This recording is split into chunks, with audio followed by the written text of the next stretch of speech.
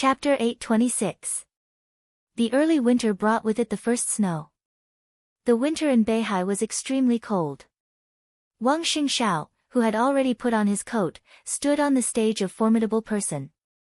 Looking at the calm surface of the North Sea, he exhaled a breath of white air and asked, "Where is Wang Qinglei? Next stop is Italos." Xian Ming stood behind Wang Xingxiao and glanced at Lu Shuanghua intentionally or unintentionally.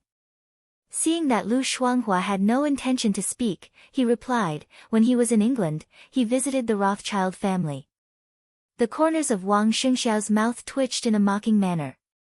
After the chaos in Eastern Europe, the Shadow Throne, which once dominated the dark world of Europe and could oppose the Vatican tit-for-tat, had long fallen apart. However, Rothschild was still the top wealthy family in Europe. Even if Queen Qingtong of the Dark Shadow was disabled by Li Tianlan and Patriarch Paul was seriously injured by Li Tianlan, their position in Europe was still deeply rooted. There might still be crises, but the system of Europe was different from that of Zhongzhou state. It was enough for Rothschild to face everything calmly and not be overwhelmed. Rothschild had a good relationship with the Wang family of Beihai. Wang Qinglei was also a member of the Wang family of Beihai. On this trip to England, it was unlikely that he would win the support of Rothschild. Wang Qinglei probably wanted a neutral attitude. Maybe he didn't know Paul well enough. But Wang Xiaoyao, who was also a direct descendant, had this face. If this kind of strong aid helped the Wang family of Beihai, there would be too many variables. No one would feel indifferent. If Rothschild could stand aside, the pressure Wang Qinglei faced would be much less. Patriarch, Rothschild, Xian Ming wanted to say something but hesitated. Wang Xingxiao shook his head and said in a calm tone, "I just talked to Patriarch Paul on the phone. The Rothschild family is not peaceful at the moment. Moreover, Paul and Qingtong are both recovering from their injuries and can't take action, so the Rothschild family can't give us any support this time." Xian Ming nodded and didn't say anything.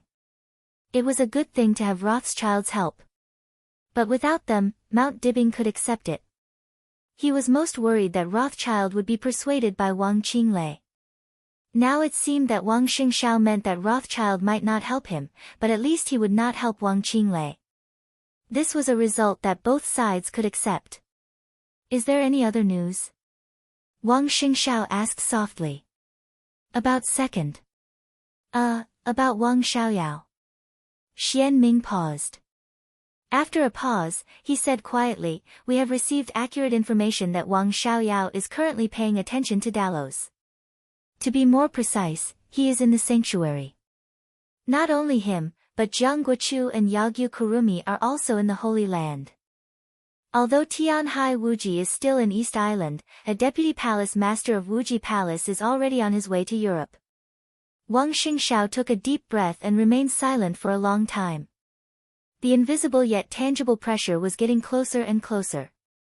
His eyes were looking in the direction of Europe, cold and indifferent. Wang Qinglei. Wang Tianzong had been on guard against him before but had no time to deal with him. After drawing a clear line with the Southeast group, Wang Tianzong officially became the enemy of Mount Dibbing. Everyone knew why he was visiting Europe. The whole world knew. His goal was clear. Wang Xiaoyao, the Vatican, Knights Templars, the Jiang family of South America, Jifeng Sword Training School, Wuji Palace, everyone was focused on Dalos and waiting for Wang Qinglei. Then, it was time for an all-out attack. The entire North Sea province was the battlefield. A reign of terror. The world was turned upside down. Wang Xingxiao smiled. His smile was like the first snow falling from the sky, gentle but extremely cold. "It won't be that easy." He muttered to himself and repeated, "It won't be that easy." The all-out attack launched by several superpowers was about to begin. But before that, Wang Xingxiao wanted to give them a surprise.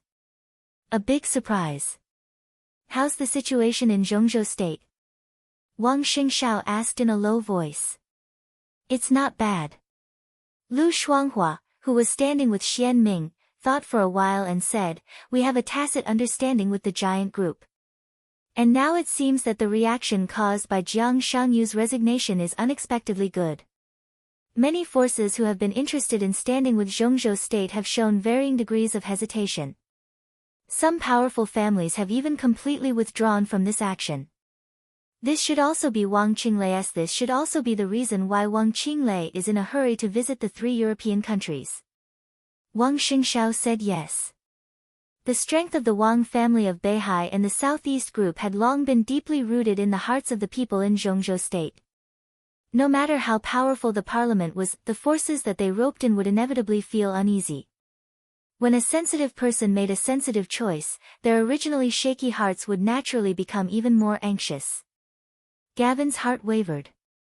Jiang Shangyu was a sensitive person who made a sensitive choice in a sensitive period. His choice would naturally affect some people. This kind of inner wavering and apprehension was not something that could be reversed with the so-called ideological work. Therefore, while the giant group and the academics were busy wooing people, they were also speeding up the plan. Most of the issues in the war in Beihai would be settled during Wang Qinglei's visit. As long as chaos broke out, the wealthy families who were wavering but did not withdraw would have little choice. How about Emperor Dong's palace? Wang Xingshao asked. We have been in touch with Emperor Dong's palace. At present, they have confirmed that the first batch of nearly 600 elites will be led by Du Hanin and Su Chu to support Beihai province. But Emperor Dong's palace wants to see our actions first. Lu Shuanghua furrowed her brows and said in a quick tone. Du Hanin was a core high-level member of Emperor Dong's palace. Although Su Chu was not in charge, he was also one of the high-level members. Moreover, Su Chu had been in the thunder-shocking realm for many years. During the final battle in Heaven Capital more than 4 years ago, he had already vaguely had the strength to fight against the peak of the thunder-shocking realm. Now he was even not weaker than the ordinary half-step invincible realm experts. Du Hanin had the wind vein, and it was a mutated wind vein to a certain extent. Although she had not reached the peak of the thunder-shocking realm, she could already be said to be the top assassin in Sai City or Emperor Dong's palace. Is this the only group of people? Wang Xingshao frowned and seemed to be a little disappointed. The second list is being worked out. If nothing goes wrong, it should be by Yuming who will lead the team. Lu Shuanghua continued, but the premise remains the same.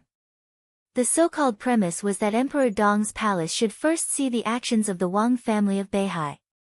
The early intelligence had been given out. For example, Wang Xingshao wanted to do something to prove Mount Dibing's determination in this war and game. Okay. Wang Xingshao nodded. How are your preparations going? Very good. Xian Ming grinned grimly. We have now locked down nearly 600 lurkers. As long as the patriarch says so, within 3 hours, they will all become corpses. Nice gift. Wang Xingshao said calmly, since the distinguished guests haven't arrived yet, let's hurry up and deliver it to them. Tell them that the Wang family of Beihai welcomes them to come to Beihai to die. Chapter 827. Even the purest affection had different standpoints. Tseng Yu was an electrical engineer in Qiushui City. He was nearly 50 years old and had been working in Qiushui City for more than 20 years. The Wang family of Beihai, which treated every inch of land in Beihai province as its own, was a little different from Zhongzhou state. All kinds of technical talents could basically find a good job in Beihai. The so-called stars were not popular in Beihai. The most dazzling figure here was Sword Emperor. No one dared to say that Sword Emperor Wang Tianzong was a star. For more than 20 years, Wang Tianzong was like the sun in the hearts of more than 20 million people in Beihai province. This was the most rigorous and pragmatic province in the whole of Zhongzhou state. There were no fancy things. As long as one had real talent, one could quickly find a place to settle down here. Therefore, Tseng Yu lived a good life. He married a woman from Beihai here and had a daughter who was in high school. His wife was gentle and his daughter had good grades. Such a family might not be able to call the wind and summon the rain, but there was always a touch of comfort and happiness in their daily life. Tseng Yu was very satisfied with the present life. But he was very dissatisfied with the present life. He lived here and felt comfortable with everything here. But this kind of comfort was not the kind of comfort he imagined. Xing Yu's deepest impression was that he took his family to Europe for a vacation 3 years ago. In a restaurant in France, a very polite waiter asked him politely when recommending the menu, "Sir, are you from Zhongzhou State? East Island? Or Beihai? Are you from Zhongzhou State or Beihai?" This sentence was like a knife, stabbing Xing Yu's heart hard. His wife looked proud and wanted to say something. That kind of pride was faint but real. It might not be contempt, but it was really an objective sense of superiority. People from Beihai had such a faint sense of superiority to people from all over Zhongzhou State and all over the world. But Xing Yu interrupted his wife and said very seriously, "I'm from Beihai, Zhongzhou State." Yes, he was from Zhongzhou State first. Then he was from Beihai. Beihai belonged to Zhongzhou State. This was the belief that he had always insisted in his heart. This belief had existed for many years. But he was increasingly sad to find that the sacred and solemn belief he insisted on was becoming weaker and weaker in Beihai. The people of Beihai also admitted that Beihai belonged to Zhongzhou State. But no matter what, the first thing they talked about was the North Sea. The happiness of Xing Yu's family was also in Beihai. He used to be immersed in happiness, but when he came back to his senses, he always felt that his happiness had a sense of alienation, as if he was being rejected by the entire province. He is Xing Yu, an electrical engineer in Qiushui City, Beihai. Master. He was Xing Yu, a member of the 7th team of the 9th Division of the 11th Department of the Zhongzhou State Ministry of Security. His code name was Gopher. In recent years, it was true that Fan Tianyin, the general of the Wang family of Beihai, was the minister of the Ministry of Security. But in such a sensitive and powerful department, even the minister could not master many things in detail. It could even be said that he did not have the authority to master them. The Ministry of State Security did have an 11th division. There was indeed a 9th room in the 11th game. All of this information could be found on the internet. However, even Fan Tianyin did not know that there was a 7th team within the 9th Bureau of the 11th Bureau. This establishment did not exist at all. Xing Yu was the deputy team leader of Team 7, with the rank of colonel. Just from his rank, one could see the value of Team 7. More than 20 years ago, when he was still very young, he was one of the executors of the hibernation plan. Xing Yu did not know the specific goal of the hibernation plan, and he did not even know how many people there were in his 7th team. There were only 2 team members who contacted him on a daily basis. Now, even in the public eye, they were friends who had a good relationship. As for his direct leader, the patriarch of Team 7, Xing Yu did not know who he was. For more than 20 years, all their communication was encrypted phone calls or emails. And Xing Yu's task was to lurk in Qiushui City and try to master everything about Qiushui City. Yes, everything. It was a huge and confusing range. The operation of Qiushui City, the relationship between people, the state of people's livelihood, even the price rise or fall, and the staff replacement of the Qiushui City government. Everything was in it. Xing Yu would write a report every year, and then he would wait. Hibernation. When the flowers bloomed in the spring. He knew a lot about Qiushui City and Beihai. The more he knew, the more confused he was. Because for the people living in Beihai, this place was really beautiful, and the people here did have the confidence to be proud. Let's take the simplest example. In more than 20 years in Qiushui City, there had been 16 cases of corruption and bribery in Qiushui City. The largest amount of corruption was 60 million yuan. The smallest amount was 310,000 yuan. 16 corrupt officials.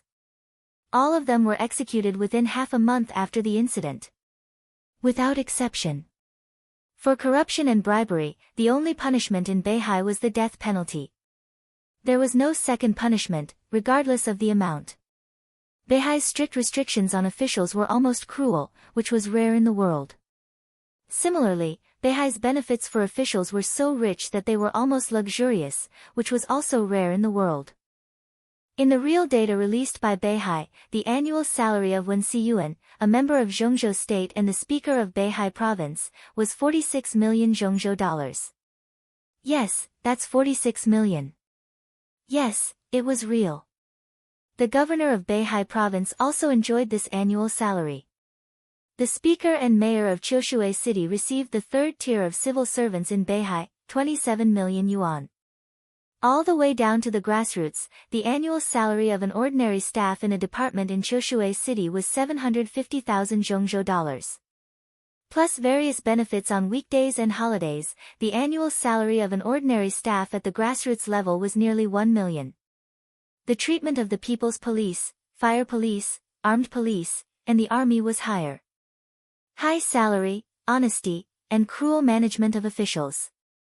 Beihai could be said to have done the best in this regard. The absolute high salary had been consuming the financial resources of Mount Dibing, and Mount Dibing was replenishing it from other places.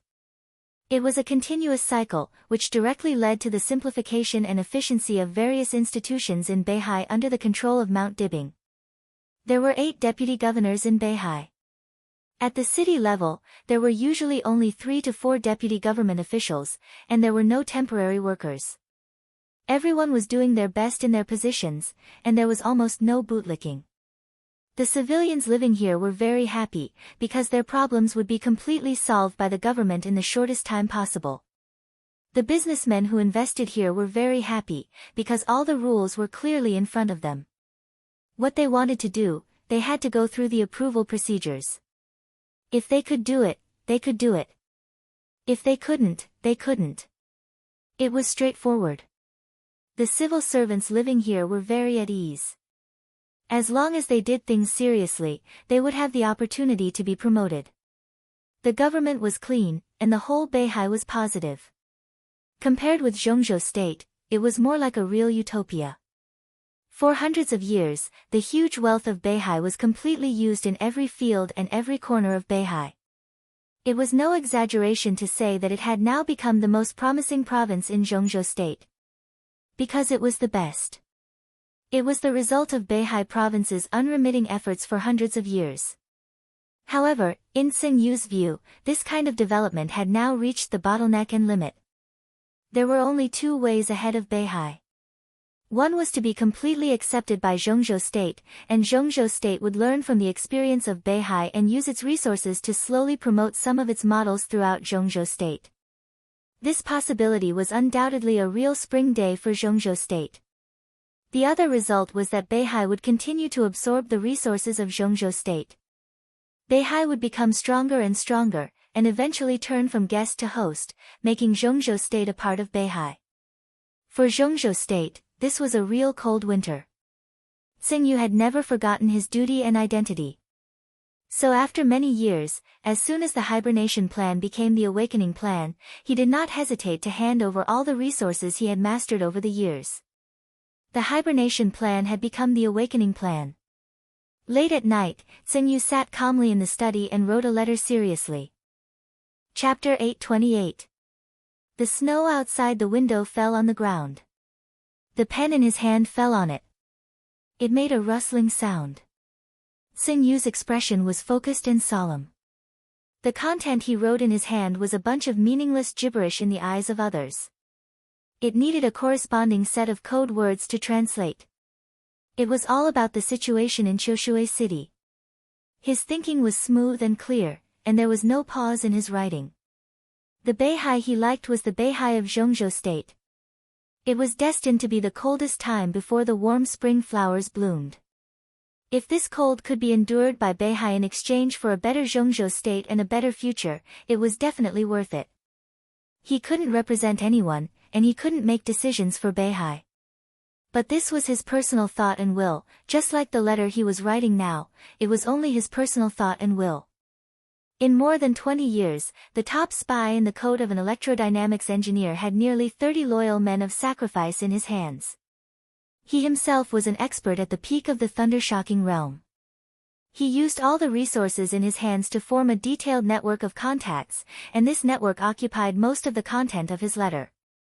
He really liked Beihai that completely belonged to Zhongzhou State. This game had nothing to do with right or wrong, justice or evil, greatness or despicableness. There was only victory or defeat, only the result. He thought this result was right, so he went all out without reservation.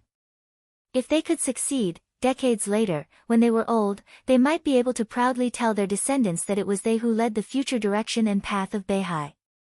The letter was very long. Xingyu changed several sheets of letter paper. The hibernation plan was over.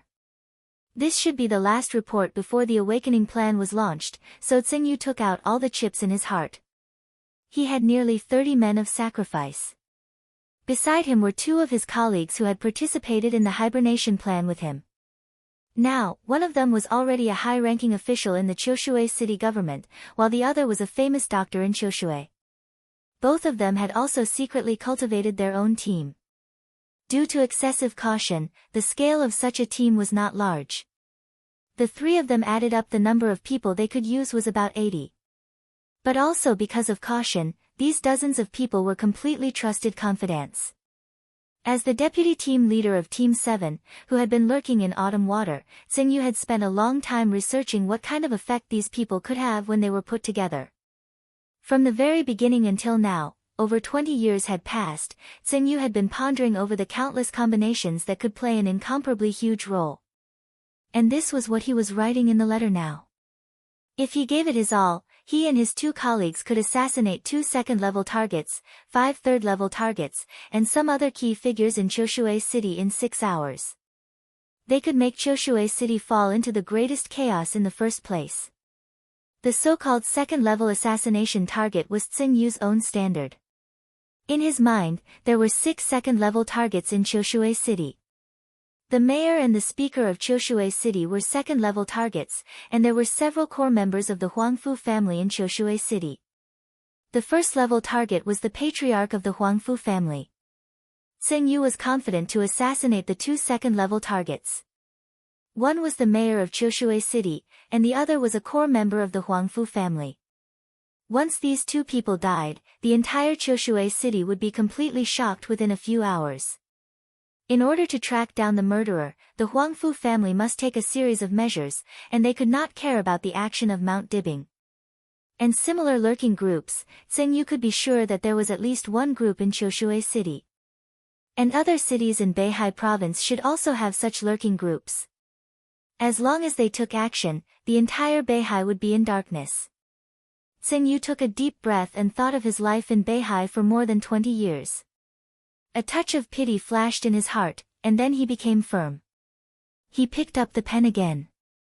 Without using code words, he directly wrote 4 words at the end of the letter. For Zhongzhou State. He looked at the signature on the letter, carefully recalled the content of the letter, and said with some satisfaction, "Not bad." Behind him, another person also said with satisfaction, "Not bad." In the dead of night.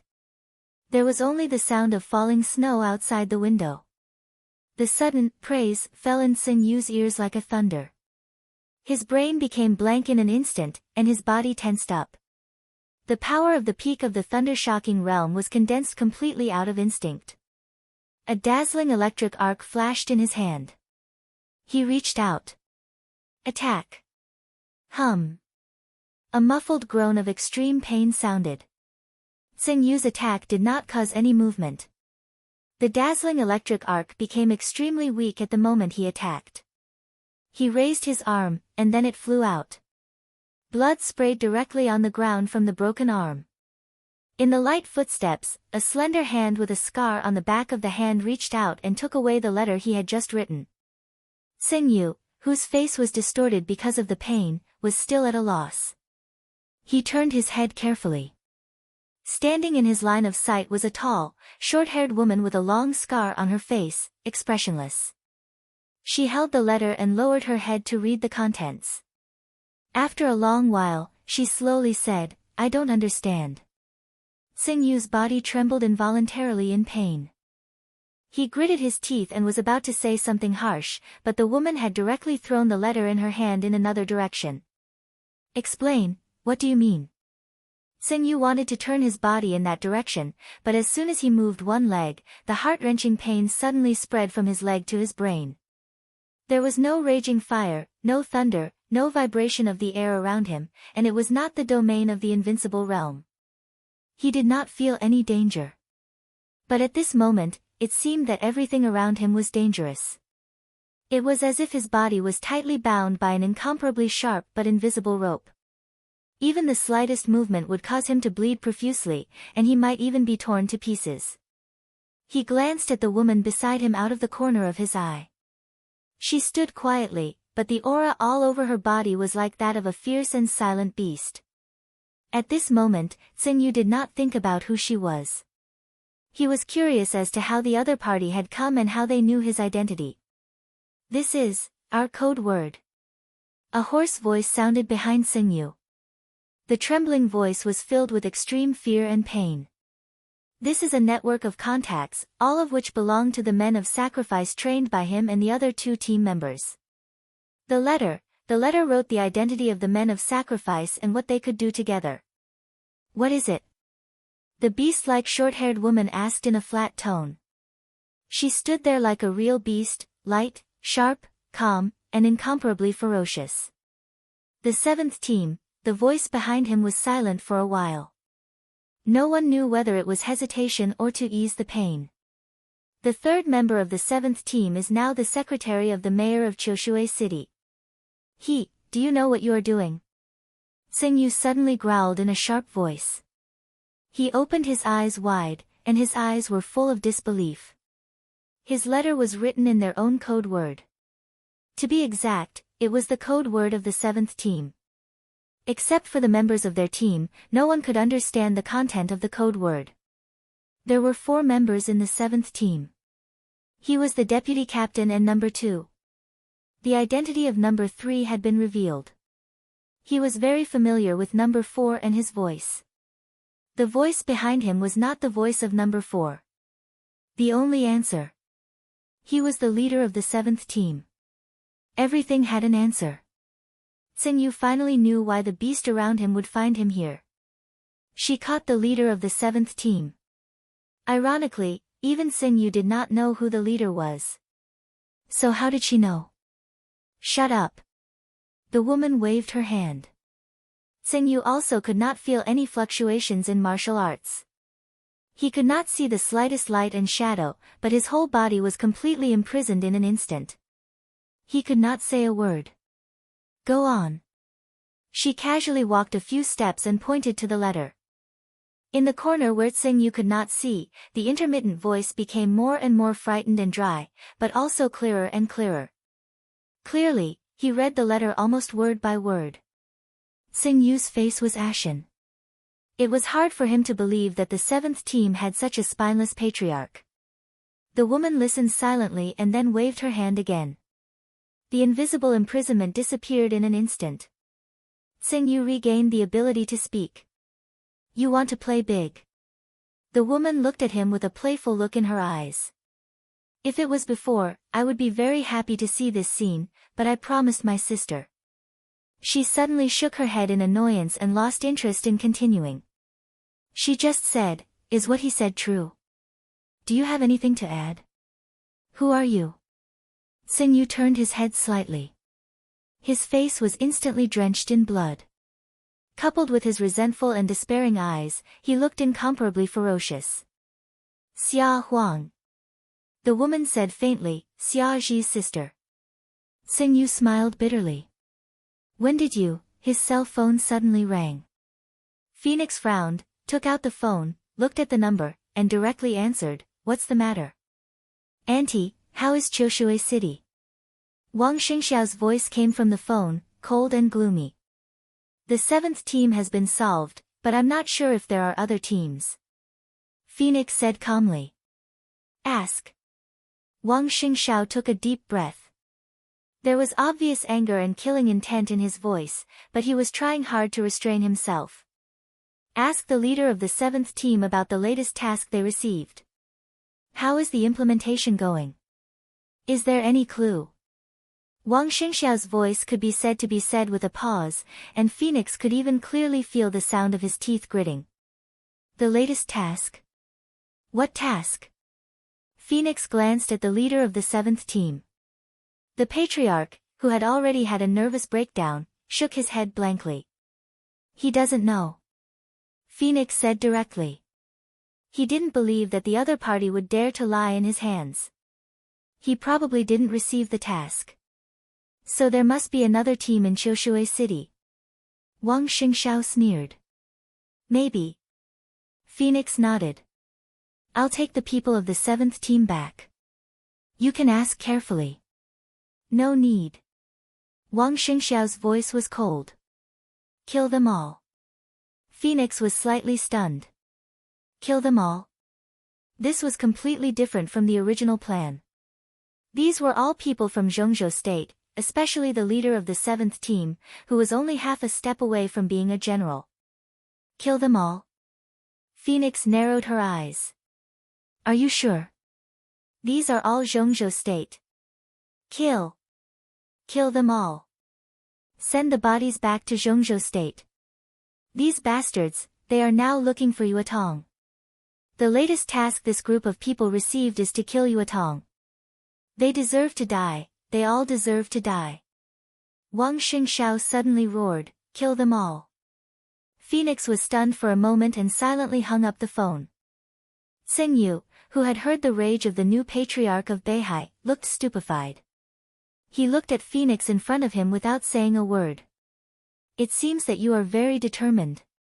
Phoenix said slowly, so determined, she slowly raised her hand. She flicked her fingers gently. Phoenix's voice became the only sound in Tsing Yu's ears. Do you really want to die so badly? Tsing Yu opened his eyes wide. Before he died, his keen and incredible observation finally allowed him to discover the way this woman attacked. In the stable space, there seemed to be a grain on her finger. It was sparkling and translucent, like a tiny ice crystal that was hard to notice. The ice crystal landed on his body. Suddenly, there was only a surging tide in his ears. The surging tide was a dazzling scarlet red. The blood all over Tsing Yu's body burst out in an instant. Countless amounts of blood gathered and compressed in the air, fell into Phoenix's hand, and turned into a crystal-clear scarlet bead. Phoenix directly threw the bead into her mouth and ate it. She said calmly, then go to hell. Chapter 829. A repressed and distorted voice filled with extreme pain echoed in the pale white room. A fine column of blood splashed in the room, fell to the ground, and flowed along the floor. The sharp and thin blade slowly cut open the flesh, and pieces of broken bones and tendons were slowly picked out one by one. Twitching, struggling, trembling, gasping, the pain was extreme, and the sound made by the man was close to the whimper of a dying beast. His eyes had cracked, his teeth had been bitten, and the blade had completely destroyed one of his calves. In the repeated cycle of pain, he could even clearly feel that his body was patiently destroyed little by little, and he could clearly hear the sound of blood flowing on the ground. In front of him was a pair of indifferent eyes. This pair of eyes was very young, but they contained an extremely cruel killing intent and madness. He gasped hard, and his pupils had become a little dim. But when he looked into the eyes, there was still an unyielding look. You won't die, Major General. In the low murmur like a demon, the young eyes blinked. At least not for the time being. An injection pierced into his body. The thick liquid seemed to have endless vitality. When the drug entered his body, he felt cool, and his spirit was completely restored. No, not only a complete recovery, but a state of excitement beyond the past. He could feel every corner of his body, every bit of pain. The heart-wrenching, lung-splitting pain was transmitted to his brain. Every breath he took was accompanied by unimaginable pain. He knew what it was. Zhongzhou State also had this kind of drug, codenamed torture. At first, it was the formula provided by the Wang family of Beihai. Torture was not a drug for combatants. Just like its codename, it was an auxiliary drug for torture. Its effect was to increase the physical sensitivity of the tortured person and concentrate the opponent's attention. To put it simply, torture would multiply the torture of the tortured person, and at the same time, he would not pass out. The torture effect of the Wang family of Beihai was even more powerful. They added some failed immortality potions into it. They did not consider the toxins in the failed products. Once this kind of torture was injected, the injected person's spirit would be more concentrated, his perception would be more sensitive, and his resilience would be greatly increased, which greatly prolonged the torture time. For any tortured person, this was the cruelest nightmare. Does it feel good? A low and cruel voice slowly sounded, you will feel it for a long time. Kill me. Kill me, Wang Xingxiao, kill me. His wounds were healing under the effect of the torture drug. The tearing pain and the indescribable itch took effect at the same time. His face suddenly twisted, and he roared at the top of his lungs. Killing you is easy. Wang Xingxiao took half a step back. Tell me, how many people do you have in Xingzhou? Who participated in the so-called new task? Who gave you the task? Tell me, and I'll give you a quick death. Dream on. He gritted his teeth, his voice sinister. Wang Xingxiao said expressionlessly, go on. The heart-wrenching screams became louder again. At the man's feet were several torture talents specially trained by the Wang family of Beihai. Their techniques were precise and comparable to the best surgeons. As long as they were given time, they could cut the man's body into pieces of minced meat bit by bit. This was exactly what Wang Xingxiao wanted. Cruel. Cold-blooded. Inhumane. Wang Xingxiao didn't bother to think about it. In his heart, the man in front of him was an enemy. Yes, an enemy. That was enough.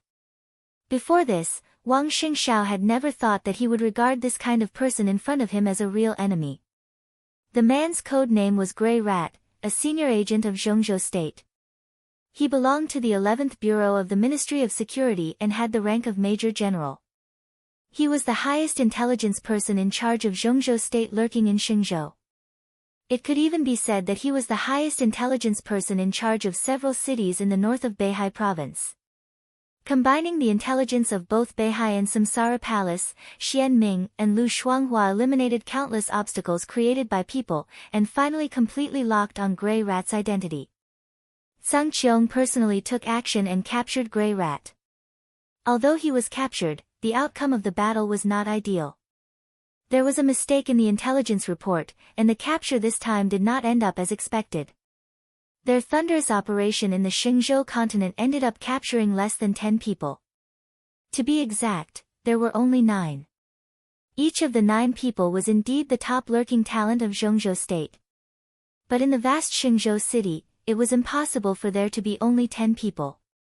Although it did not achieve the expected result, it was also an unexpected gain. Not everyone had a steel will that could face death with equanimity. Grey Rat, of course, Grey Rat was unyielding, but the other elites naturally could not hold on in the cruel and unimaginable torture. 6 of the 9 people chose to commit suicide as soon as they were caught. After one of them failed to commit suicide, Wang Xingxiao directly pried open his mouth with the cruelest means. He learned their identities, learned Grey Rat's position, and also learned about the termination plan. The termination plan was independent of the hibernation plan and the awakening plan. This plan had existed more than a year ago. But at that time, it was called the control plan, and the content was to find Wang Yuetong. But a few months ago, the control plan suddenly became the termination plan. The content was no longer to find. It was to kill Wang Yuetong. As soon as everyone saw Wang Yuetong, they must kill Wang Yuetong at all costs, destroy her body, and then secretly return to their country. This was the termination plan. It was simple and clear. The time when the plan was changed was probably after Wang Xingxiao visited Li Tianlan in the desert prison. What this meant couldn't be clearer. Xianming. Wang Xingxiao looked at Grey Rat's struggle and scream and suddenly called out. Xianming took a step forward and bowed his head slightly. Do you think the news about Yuetong was speculated by them, or did someone leak the news? This question seemed unimportant. But it was very important. No one will leak this kind of news. Xianming said quietly, there are not many people who know the content of the negotiation between you and Li Tianlan. They can be trusted, and Emperor Dong's palace will not leak the news either. It's not good for them. Li Tianlan doesn't look like the person who would do such a thing. So, this is speculation. Wang Xingxiao's smile grew colder. Wang Yuetong was very important in the negotiation between Wang Xingxiao and Li Tianlan. Wang Xingxiao's sister. Li Tianlan's woman. What was the relationship between Li Tianlan and Wang Xingxiao? This was a good entry point. The grievances between Li Tianlan and the Wang family of Beihai were extremely complicated. With Wang Yuetong as the entry point, they could at least talk about one thing, that was, Wang Yuetong, or her future. If Wang Yuetong became the patriarch, it would be the biggest benefit for Li Tianlan in this cooperation, and he would definitely take action. What if Wang Yuetong died? If Li Tianlan killed Wang Yuetong and then cooperated with the Wang family of Beihai, the benefits were limited, and the risks were obviously greater than the benefits. Killing Wang Yuetong was tantamount to infinitely reducing the possibility of Li Tianlan and Wang Xingxiao joining hands. This was easy to speculate. There might be all kinds of people in the parliament, but there would be no fools. However, they could speculate, but they had no evidence. In the absence of evidence, they launched a so-called termination plan to take action against Wang Yuetong, the core member of the Wang family of Beihai. They would find Wang Yuetong at all costs and kill her. Just because of a speculation. Wang Xingxiao scratched his chin. His face, which looked gentle most of the time, was a little twisted and ferocious. They are crazy. Wang Xingxiao looked at Xian Ming and said with certainty. Xian Ming sighed and did not speak. He agreed with Wang Xingxiao. At the beginning, no one thought that this game would be so fierce. In the so-called game, there were compromises, concessions, gains and losses, and finally a new balance was reached, creating a situation acceptable to all parties. But now, some people in the parliament, or someone, had undoubtedly begun to ignore the rules and began to kill. When he started the plan, he did not even consider the consequences. For that person, it was good that Wang Yuetong died, but he obviously did not think of the consequences after the termination plan was exposed. Someone was indeed crazy. What on earth happened to make the other party's mentality unbalanced to such an extent? This is not a game. Wang Xingxiao whispered, this is destruction. Xian Ming's face changed slightly. Wang Xingxiao glanced at Grey Rat, who was covered in blood. One of Grey Rat's calves had been broken, countless blood vessels and muscles were torn out, and small pieces of broken bones were thrown on the ground. Wang Xingxiao smiled and waved his hand. The door of the torture room was opened. A man of few words walked in with a huge wolfhound on his leash. Seeing the broken flesh and bones on the ground, the huge wolf dog was obviously a little anxious. Wang Xingxiao nodded. The man. Loosening his grip, the wolf dog rushed out and lay on the ground to gnaw on Grey Rat's flesh. Grey Rat, who had become a little dispirited, suddenly struggled again when he saw this scene. His cry was filled with endless fear. Go on. Wang Xingxiao said, don't let him die. There's enough potion. If he can't hold on, you can use the enhanced version of the potion. He glanced at Grey Rat and said calmly, in addition, inform Minister Fan Tianyin to investigate Grey Rat's identity. If he has family and friends, bring them all to Beihai. He reached out and touched the wolf dog, who was eating with its head down, with a feminine smile. How much meat can such a big dog eat? Xian Ming suddenly shivered. Wang Xingxiao. Grey Rat's extremely resentful roar suddenly rang out, F***CKU, Pa. Wang Xingxiao slapped Grey Rat directly in the face. Don't talk about these useless things. Wang Xingxiao said calmly, if you win, the people behind you will treat me the same way, my family, parents, and children. Now you're in my hands. It's fair for me to treat your family, children, and parents like this. Everything you enjoy now, your family will also enjoy. After I feed this dog, I will send it to the parliament and let them have a taste of a dog that has eaten human flesh. Isn't it delicious? Within 3 days, your family will come to accompany you. Wang Xingxiao turned around and walked out of the torture room.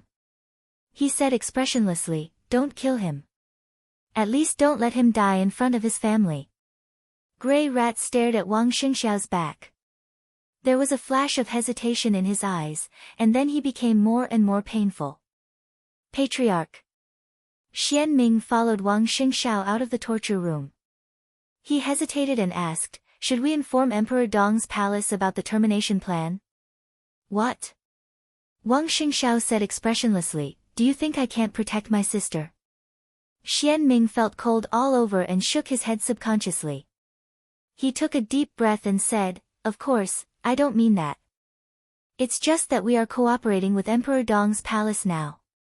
If we hide this matter, it's meaningless. It will only cause estrangement between us and the other party.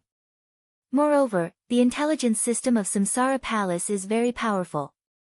The other party can launch the termination plan in Beihai. There may be similar plans outside Beihai." Wang Xingxiao was silent for a long time before he nodded and said yes.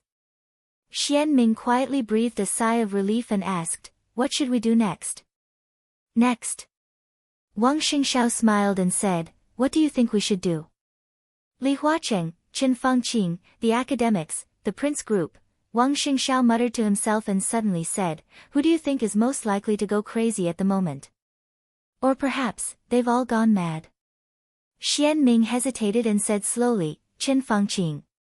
Wang Xingxiao hummed indifferently, as if he agreed, but also as if he was asking. The Prime Minister attaches great importance to the interests of Zhongzhou state, and his means are sometimes too harsh. In recent years, he has done a lot of things secretly in Africa and America. That's a means of external affairs, and no one said anything. Moreover, he will retire next year and has no time. At this time, his mentality is likely to have some problems. The style of the termination plan is very like his means. Xian Ming paused and continued, "Compared with him, the president still has time. He is likely to be re-elected next time, and the means of the entire academics are relatively mild." "So?" Wang Xingxiao asked. "So," Xian Ming hesitated and said, "So I think there may be differences between the president and the prime minister. The president is likely to be unable to control the current situation. Patriarch, Gray Rat has been lurking in Beihai for more than 20 years. 20 years ago, the academics was not strong. The giants who decided to launch the hibernation plan at that time have now retired. As for the influence of those old people who have retired but still have great influence, the academics is very weak in this respect. Qin Fangqing is strong. That makes sense." Wang Xingxiao nodded and said, "So, he's crazy." Xian Ming did not speak. Wang Xingxiao's smile became more and more unbridled. "Xian Ming, do you know what kind of person is the most suitable to deal with this kind of lunatic?" Xian Ming's expression was tense, and he shook his head. "Ordinary people can't deal with a lunatic, especially a lunatic in a high position." Wang Xingxiao murmured, "Only a lunatic crazier than him, can deal with this kind of lunatic. Go and pass the order. I'm going to tell that lunatic a truth that he can easily understand. From now on, those who are good at the border of Beihai die." Chapter 830. Kanglin City, Changxing Street. From the height of the 16th floor, Enchantress looked at a snack bar on the edge of the street through binoculars. Her expression was calm, indifferent, and full of patience, like a hunter waiting for her prey to take the bait. "Are you sure it's today?" Enchantress chewed the gum in her mouth and asked casually. "It's today." A middle-aged man adjusted his glasses and said in a calm voice, "The confirmed time is 3:30 at night." He was the main person in charge of the intelligence of Kanglin City in Beihai Province. His name was Jiang Xiu, one of the top executives of the Jiang family of Kanglin City. In the Jiang family, he was also in charge of intelligence work and was the second person in charge of the intelligence of the Jiang family. But most of the time, he worked for Mount Dibing and coordinated the intelligence between Mount Dibing and the Jiang family to make the intelligence work of Beihai more detailed. The whole Beihai was generally like this. Mount Dibbing would not send direct descendants to personally control the intelligence system of each city. Generally, talents were selected and appointed from within the major sword-holding families. Those who were selected would not only become the person in charge of the intelligence of a city, but also the second person in charge of the internal intelligence system of the sword-holding family. For example, Huangfu Renjie of the Huangfu family in Qiushui. Jiang Xiu of the Jiang family of Kanglan City was the same. Enchantress looked at her watch. It was already 2:50 at night. "Can't you all sit still?" she sneered in a low voice. The old ancestor died more than a year ago, and Di Jiang was expelled. In the eyes of others, the Jiang family is inevitably like a toothless tiger, so they invested a lot of power in Kanglan City. Until now, they have only coordinated. They are more patient. Enchantress was expressionless, but the killing intent on her body was getting sharper. The snack bar in the binoculars was their harvest 3 days ago. The Jiang family secretly controlled an elite of Jifeng sword training school and forced the location of the snack bar from him. However, the elite of Jifeng sword training school did not know who was behind the snack bar. They were not even sure if it was the location of Jifeng sword training school. But for the Wang family of Beihai, as long as they had the location, it was not difficult to trace it.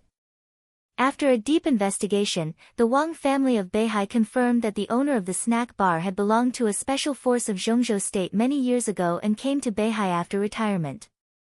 Wang Xingxiao personally communicated with Fan Tianyin. The Ministry of State Security of Zhongzhou state took a secret action and used the snack bar as a clue. Most of a detailed intelligence network had appeared in the sight of the Wang family of Beihai. This could be said to be the biggest reward of their search so far. Because this snack bar was the core gathering point established by Zhongzhou State in Kanglan City. Jiang Xiu had squeezed out all the value of that elite of the Jifeng sword training school. According to the information he had provided, they had received a secret order 3 days ago to gather at this snack bar today and coordinate with the major forces to come up with the final plan of action. Coordinate with the major forces. This sentence was enough to show that there was more than one force gathered in the snack bar today. What did it mean for more than one force to gather in the hiding place of Zhongzhou State? Jiang Xiu's phone kept ringing.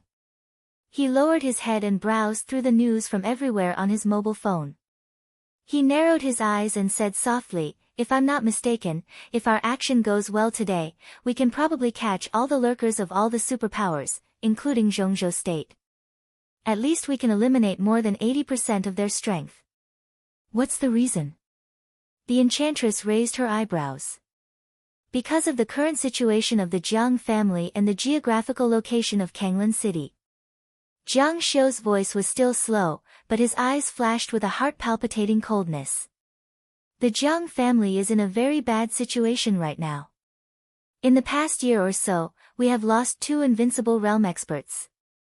The old ancestor DK died in the hands of Li Tianlan, and Di Jiang was also expelled and imprisoned. The strength of the Jiang family has been greatly damaged. When the old ancestor was alive, we were faintly the #1 family among the 7 sword-holding families. With Di Jiang, how glorious was the Jiang family in the past. Without these 2 people, the foundation of the Jiang family is still there. But in the eyes of outsiders, we are inevitably weak. It can even be said that we are the weakest of the 7 major sword-holding families. In addition, the position of Kanglan City in Beihai is very special. It is right in the middle of Beihai province. Across the Kanglan River is the northern part of Beihai. If I want to deal with the Wang family of Beihai, my first target must be the Jiang family in Kanglan City. First, the Jiang family is weak and not strong enough, so I can take advantage of it. Second, as long as Kanglan City is in chaos, it is easy to attract some of the attention of Mount Dibbing and pin them down here. Third, when Kanglan City is in chaos to the extreme, its leader can calmly decide to go north and attack Mount Dibbing. Even if it fails. Jiang Xiu smiled and suddenly said, "South of Kanglan City is Tongtian Port, Chen Clan." He wanted to say something but stopped on second thought. But the enchantress understood what he meant. The Qin clan of Tongtian Port was the weakest among the 7 major sword-holding families. Li Tianlan even destroyed their headquarters with one sword stroke, and the elites and experts of the Chen clan were also heavily injured or killed. Even if the total attack on Mount Dibing fails, the allied forces of several superpowers will go south with Kanglan City as the center. The Jiang family is weak, and the Qin clan is even more powerless to fight back. If we go south, Choshui and Huangfu Renjia might not be clean, right? If we go south, it will be East Island. What a coincidence. In this war, East Island is still the main force. What does this mean? Jiang Xiu patted the enchantress on the shoulder. The enchantress stepped aside. Jiang Xiu looked at the snack bar in the middle of the night through the telescope, narrowed his eyes, and said softly, "This means that as long as they take down Kanglan City, they will have the absolute initiative. If they go further, they can destroy Mount Dibing. Even if they can't do it, they can take away half of Beihai with Kanglan City as the center. In Kanglan City, Jiangqian and Mount Dibing really rule by dividing the river. As long as they succeed here, they can be invincible. Don't forget that the land of 80,000 square kilometers south of Kanglan River belonged to East Island hundreds of years ago. They have never given up. This time they have such a good opportunity, they will do whatever it takes." The enchantress was silent for a long time, and then said softly, "So you mean that tonight's gathering in the snack bar may be a precursor to their general attack? All the superpowers have coordinated. If they don't take action, are they waiting for the new year?" Jiang Xiu laughed, "Let's take action here first. In the first battle, they must go all out. I'm sure that there are more experts lurking in Kanglan City than we think. Maybe they want more than just chaos." Jiang Xiu's eyes were a little ferocious. "They want to completely destroy our Jiang family. They can't do it." The enchantress's eyes suddenly bloomed with an extremely sharp killing intent. "We came at the right time. In that case, let's catch them all directly." Beep, the slightly harsh sound rang for a moment. This was the special ringtone set by Jiang Xiu. His face changed. He looked down at the phone, and his face suddenly became dignified. "What's wrong?" the enchantress asked slowly. "It's a new order from the patriarch." Jiang Xiu looked down at the phone. His tone was very slow, and every word carried extreme pressure and killing intent. "Anyone who enters the border of Beihai will die. No matter who it is, no one will be left alive." The enchantress's expression also changed slightly. "Anyone who enters the border of Beihai will die. No matter who it is, no one will be left alive." According to the information they had, the lurker in the snack bar was a real major general of Zhongzhou state. Wang Xingxiao must have known this. But he still gave the order. No matter who it was. A blood-red color flashed in the enchantress's eyes, and her eyes gradually became determined. She didn't know what happened in Mount Dibing tonight. But from Wang Xingxiao's order, there was no doubt that the game had escalated. Now, it was a real war. "Get ready. Kill them all," the enchantress said slowly. "I don't think we can defeat them." The muscles on Jiang Xiu's face twitched.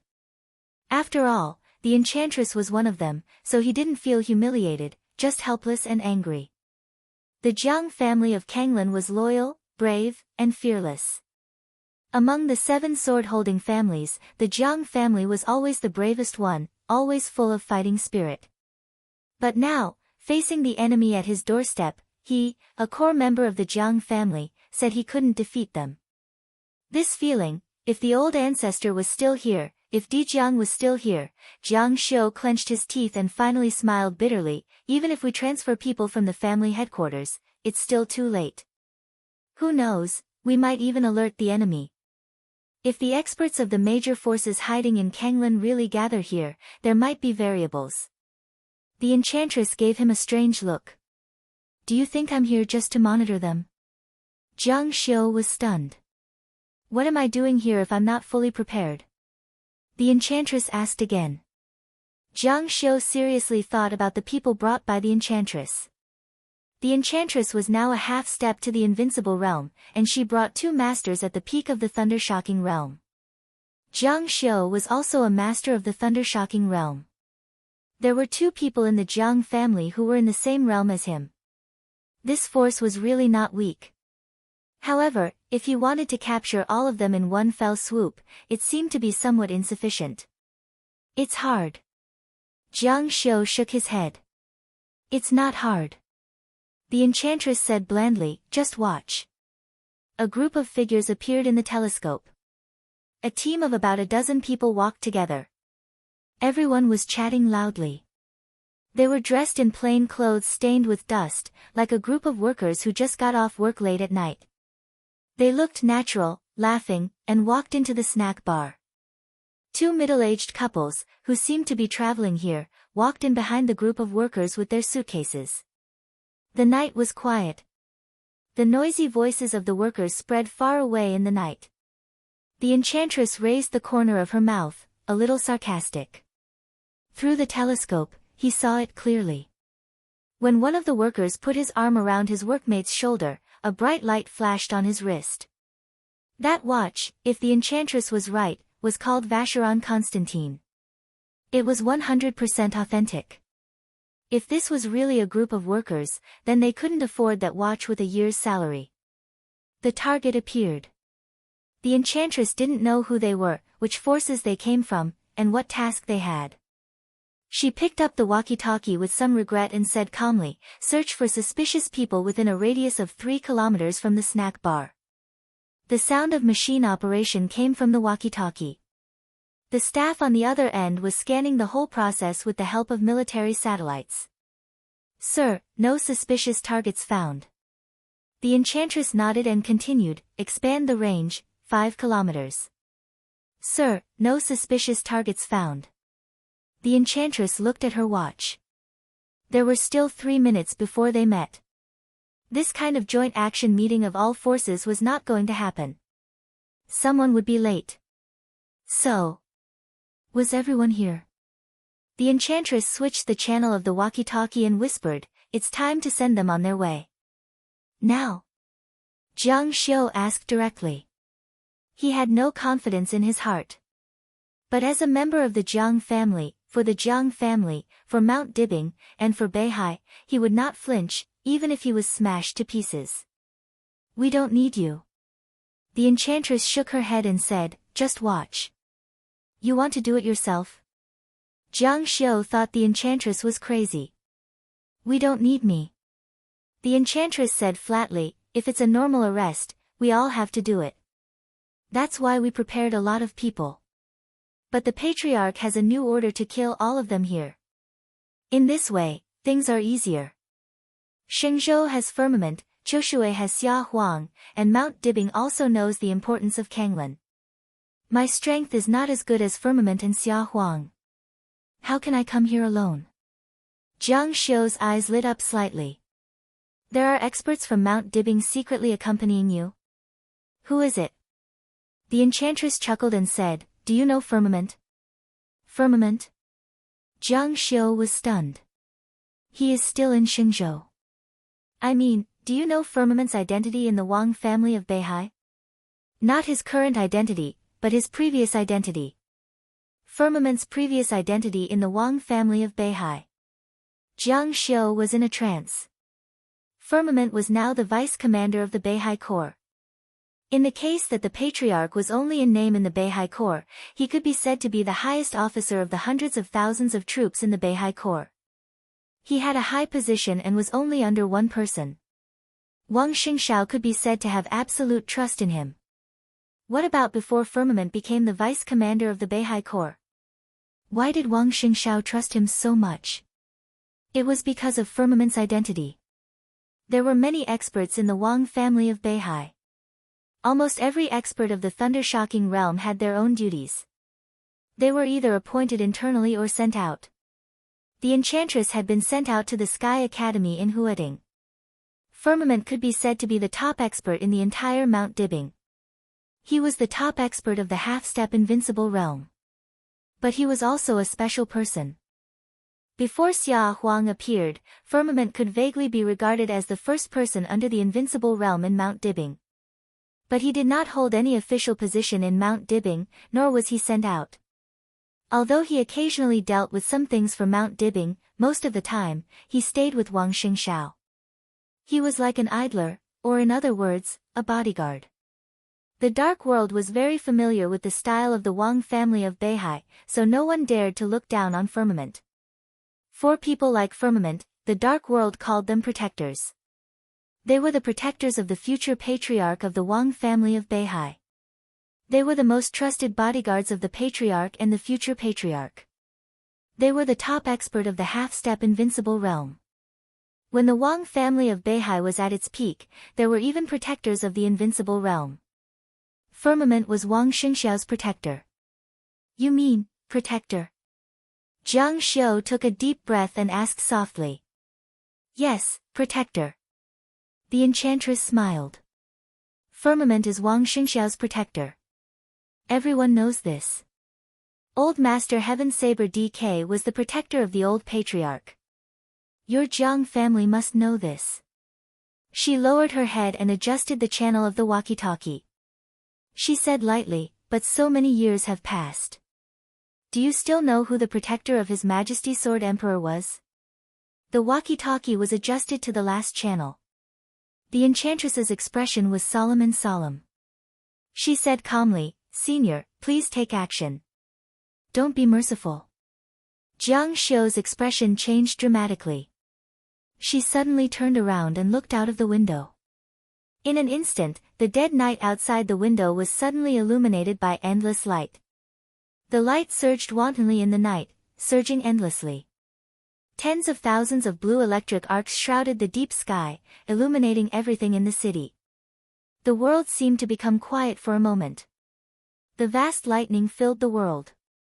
In an instant, the boundless lightning condensed into a beam of light that penetrated the night sky. It was like a divine punishment above the ninth heaven. The extremely dazzling lightning suddenly expanded and smashed directly into the center of the snack bar. There was a loud bang. The entire street was shaking violently, and the originally brightly lit snack bar was completely pulverized in an instant. Countless lightning bolts spread out with incredible aftershocks, destroying the street lamps and lifting up the streets. Dense cracks appeared on the huge buildings nearby, and they were on the verge of collapse. Everything happened in just 3 to 5 seconds. Jiang Xiu looked at the ruins of the snack bar. It was quiet and dead silent. Major General of Zhongzhou State. Jifeng Sword Training School. The Vatican. Wuji Palace. The Jiang family of South America. Were they going to kill the experts of the Jiang family? Maybe. They might have existed. But now everything was gone. Even the corpses had turned into powder and drifted with the dust of the ruins. The lightning that was constantly spreading quickly disappeared. The street was quiet again. Jiang Xiu opened his eyes wide and was dumbfounded. He finally remembered who the protector of His Majesty Sword Emperor was. The old patriarch of the Wu family in Xingzhou. Wu Di. Code Name Punishment. Chapter 831. When he was woken up by the urgent ringing of the phone, he felt dizzy. The scenes in his dream and reality were mixed together, and he was in a daze. Chen Fengqing opened his eyes and let the phone ring. He couldn't come back to his senses for a while. He had been in a high position for many years and worked hard. He was as steady as a mountain at the top of the world. He had experienced all of these. As he grew older, he felt more powerless. The healthcare doctor had clearly explained his physical condition. His blood sugar was very low. Recently, he even had some symptoms of mental weakness. Chen Fengqing also wanted to pay attention to it, but when he was busy, how could he pay attention to it? The phone kept ringing. After the call was automatically hung up because no one answered, the other party immediately called again. Chen Fengqing shook his head fiercely and finally woke up from the confusion. He looked at his watch. It was 4:15 at night. It was less than 2 hours since he fell asleep. Chen Fengqing sat up shakily to find his phone. The person who could call his private phone at this time was definitely not an ordinary person. What they said was also not ordinary, so he couldn't be angry. The phone rang for a while. Then it rang again. Chen Fangqing frowned and suddenly felt a little uneasy. He took out his phone from his bag and looked at the phone number on the screen. His eyes changed and he instantly woke up. The phone was automatically hung up because no one answered. On the phone screen, there were already 9 calls from Li Huacheng. What happened? Chen Fangqing glanced outside. It was quiet outside the window. If something big happened, his secretary should wake him up as soon as possible. The phone rang again. Chen Fangqing frowned tightly, took a deep breath, and calmly answered the phone. President, it's me. Prime Minister, I'm on the way to Dragon Lake Park. Come here immediately. Let's meet at Qi's house. Li Huacheng's voice sounded directly on the phone, indifferent, calm, tough, and irresistible.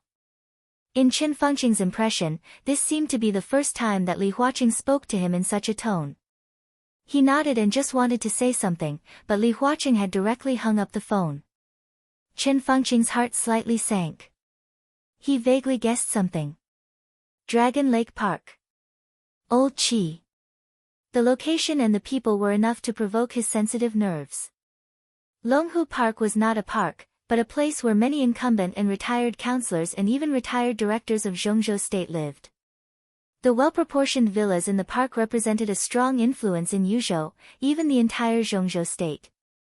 As for Elder Qi and the Qi family, even though they had retired for many years, they were still considered the top family in Longhu Park. Elder Qi's full name was Qi Zhengdong. More than 20 years ago, he used to be the first deputy minister of the army headquarters of Zhongzhou State, the Minister of National Defense, and concurrently the Minister of Security. He was a leader who still had a strong influence in the Prince Group. It could even be said that he was one of the current flag figures of the Prince Group. The biggest thing the old man did a few years before his retirement was to secretly launch a big plan after the collapse of the Li family. Hibernation Plan. The hibernation plan of the Wang family of Beihai. In the middle of the night, Li Huacheng asked him to go to the Qi family's house. There was no doubt that something had happened to North Sea again. Something happened again. There was no end to it. Chen Fangqing felt agitated. He really didn't understand the significance of the Wang family of Beihai to Zhongzhou State. Maybe it had made contributions before, but now it was all a mistake. It was a mess, and it was endless. It made trouble every 2 or 3 days. It was a tumor, a bully, and it didn't know what was good for it. Chen Fangqing gritted his teeth, put on his clothes, and asked someone to prepare the car. He didn't bring his secretary, but just took the driver to Longhu Park. The interior of Longhu Park was brightly lit. The president visited Longhu at night without hiding his whereabouts. At this time, many people in the park had already been alarmed. Even some councillors who were not well informed did not know what had happened until now. When Chen Fangqing's car was about to enter the gate of Longhu Park, a black Hongqi slowly drove out from the gate. One in and one out. The 2 cars tacitly stopped at the gate. Chen Fangqing opened the window, squinted, and kept his composure. The window of the Hongqi rolled down. Yi Dongsheng waved from the back of the car with a smile, but his eyes were unusually cold. Prime Minister, what brings you to Longhu Park so late at night? This was a question that he already knew the answer to. Others might not know about what happened in Beihai, but it was impossible for Yi Dongsheng not to know. He even knew the news earlier than Li Huacheng. It was more likely that Yi Dongsheng already knew a lot of things before it happened. Chen Fangqing's mouth twitched, and he said with a faint smile, it should be related to Beihai. Why, General Yi still doesn't know what happened. Beihai, N, North Sea. Yi Dongsheng repeated, smiled, and said faintly, it's just a small matter in Beihai. I didn't expect the president and the prime minister to be alarmed. It seems that the 2 of you are very concerned about the matter in Beihai. General Yi thinks this is a small matter. Chen Fangqing stared at Yi Dongsheng's eyes. To be honest, he still didn't know what happened. This was obviously a bit abnormal. Elder Qi was the leader of the Prince Group, and he could be said to be the leader of the chess game in Beihai. But now that something happened in Beihai, he informed Li Huacheng, and he didn't inform him until now. This seemed to mean that Elder Qi was very dissatisfied with him. How could what happened in Beihai be a small matter for Elder Qi to show such an attitude? And if it was a small matter, how could Yi Dongsheng go out now? Looking at the direction of the driver's turn signal, that road was obviously going to the army headquarters. The people who should die are dead, and the world is at peace. There are no people who always want to kill innocent people. Such people deserve to die the most. Yi Dongsheng looked into Chen Fengqing's eyes without backing down. There was a flash of real killing intent in his eyes. Yi Dongsheng never thought that Chen Fengqing dared to attack Wang Yuetong. This was not in line with the rules, and it was no longer a game. This was almost irrational. What kind of game was this? Chen Fengqing's move completely put the Wang family of Beihai in the position of the enemy. Was Beihai province the enemy of Zhongzhou state? No one dared to say this. Li Huacheng dared not say it. No one dared to say it. Yi Dongsheng doted on Wang Yuetong very much. He and Wang Tianzong could be said to be life and death friends. When Wang Yuetong and Wang Xingshao were young, Beihai experienced a very delicate period. During those years, the brother and sister were lodged in Yi Dongsheng's home. He did not dare to show too much love to Wang Xingshao. After all, Yi Dongsheng knew what kind of responsibility the little boy would bear in the future. But for Wang Yuetong, Yi Dongsheng completely doted on her as his own daughter and was obedient to her. Otherwise, Wang Xingshao would not have visited the Yi family in Yuzhou as soon as he learned that Wang Yuetong had left Beihai more than a year ago. Because in Wang Yuetong's heart, the Yi family could be said to be her second home. Now, in Yi Dongsheng's mind, Chen Fengqing's so-called termination plan almost meant that Chen Fengqing wanted to kill his daughter. No matter how gentle and generous he was, he could not turn a blind eye to it. What do you mean, General Yi? Chen Fengqing subconsciously avoided Yi Dongsheng's eyes and said in a low voice. You don't understand. Yi Dongsheng laughed. His smile was a little weird. In the dark night, his face, which was illuminated by the light, looked extremely domineering and ferocious. If you don't understand, think about it yourself. As he spoke, he raised the window. When the window was about to close, Chen Fengqing vaguely heard Yi Dongsheng murmur to himself, I gave you face, but you don't want it. Chen Fengqing's facial muscles suddenly twitched for a moment, and his face turned livid. Yi Dongsheng did not show any courtesy. The window was closed, and the red flag directly flew away. Chen Fengqing was silent for a long time before he slowly said, Let's go. In the eyes of countless people, the Prime Minister's car slowly stopped in front of building number 11 in Longhu Park. Li Huacheng's car was already parked at the door. The housekeeper of building number 11 immediately welcomed Chen Fengqing in. Prime Minister, the President and Senior Qi are in the study. The housekeeper whispered. Chen Fengqing smiled and said thank you. Without leading the way, he walked to the study with familiarity. The door of the study was unlocked, and it was quiet inside. Chen Fengqing hesitated and pushed open the door of the study.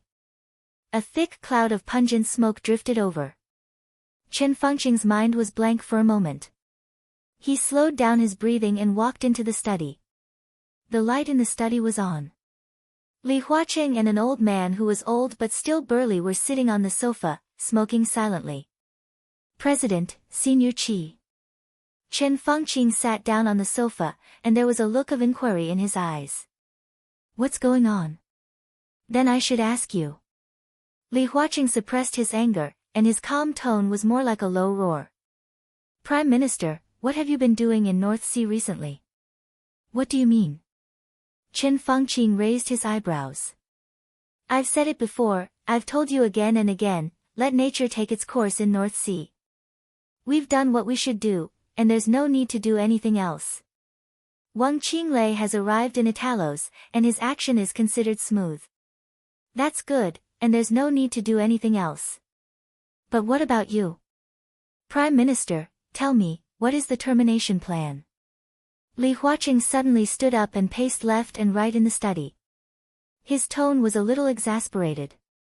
Chen Fengqing's hand holding the teacup suddenly trembled, and he narrowed his eyes. The termination plan was exposed.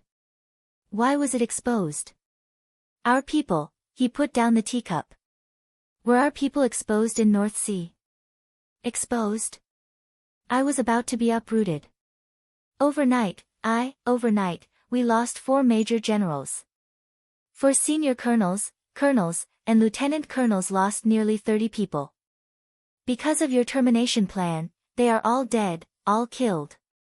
We lost 1/3 of our pawns in Zhengzhou state at once, and the major forces also suffered heavy losses. Wang Xingxiao has issued an order that anyone who enters the border of North Sea without permission will die, whether they are agents of Zhengzhou state or others. The Wang family of Beihai is killing people.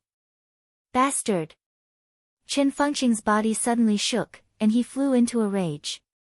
He slapped the tea table hard, and his anger soared to the sky. He doesn't know the immensity of heaven and earth. He rebelled. North Sea is the territory of Zhengzhou state. For Zhengzhou state, there is no border. Who gave him the guts to kill 4 major generals just like that? Lawless, what does he want to do? What does Mount Dibing want to do? Does he really think that Zhengzhou state doesn't dare to destroy them? Destroy them? How? Li Huaqing glanced at him coldly. Tell me, why do we want to destroy Mount Dibing? Tell me, why do we want to kill Wang Yuetong? Chen Fengqing's momentum suddenly stagnated, and he couldn't speak for a while. He finally understood why Elder Qi was dissatisfied with him. For major generals, dozens of colonels, countless pawns, and men of sacrifice, they were all killed in one night. Zhengzhou state's painstaking efforts for more than 20 years suddenly suffered an unprecedented heavy loss. And this was exactly what happened after he visited Elder Qi not long ago and got the highest command authority. He thought that the termination plan was right.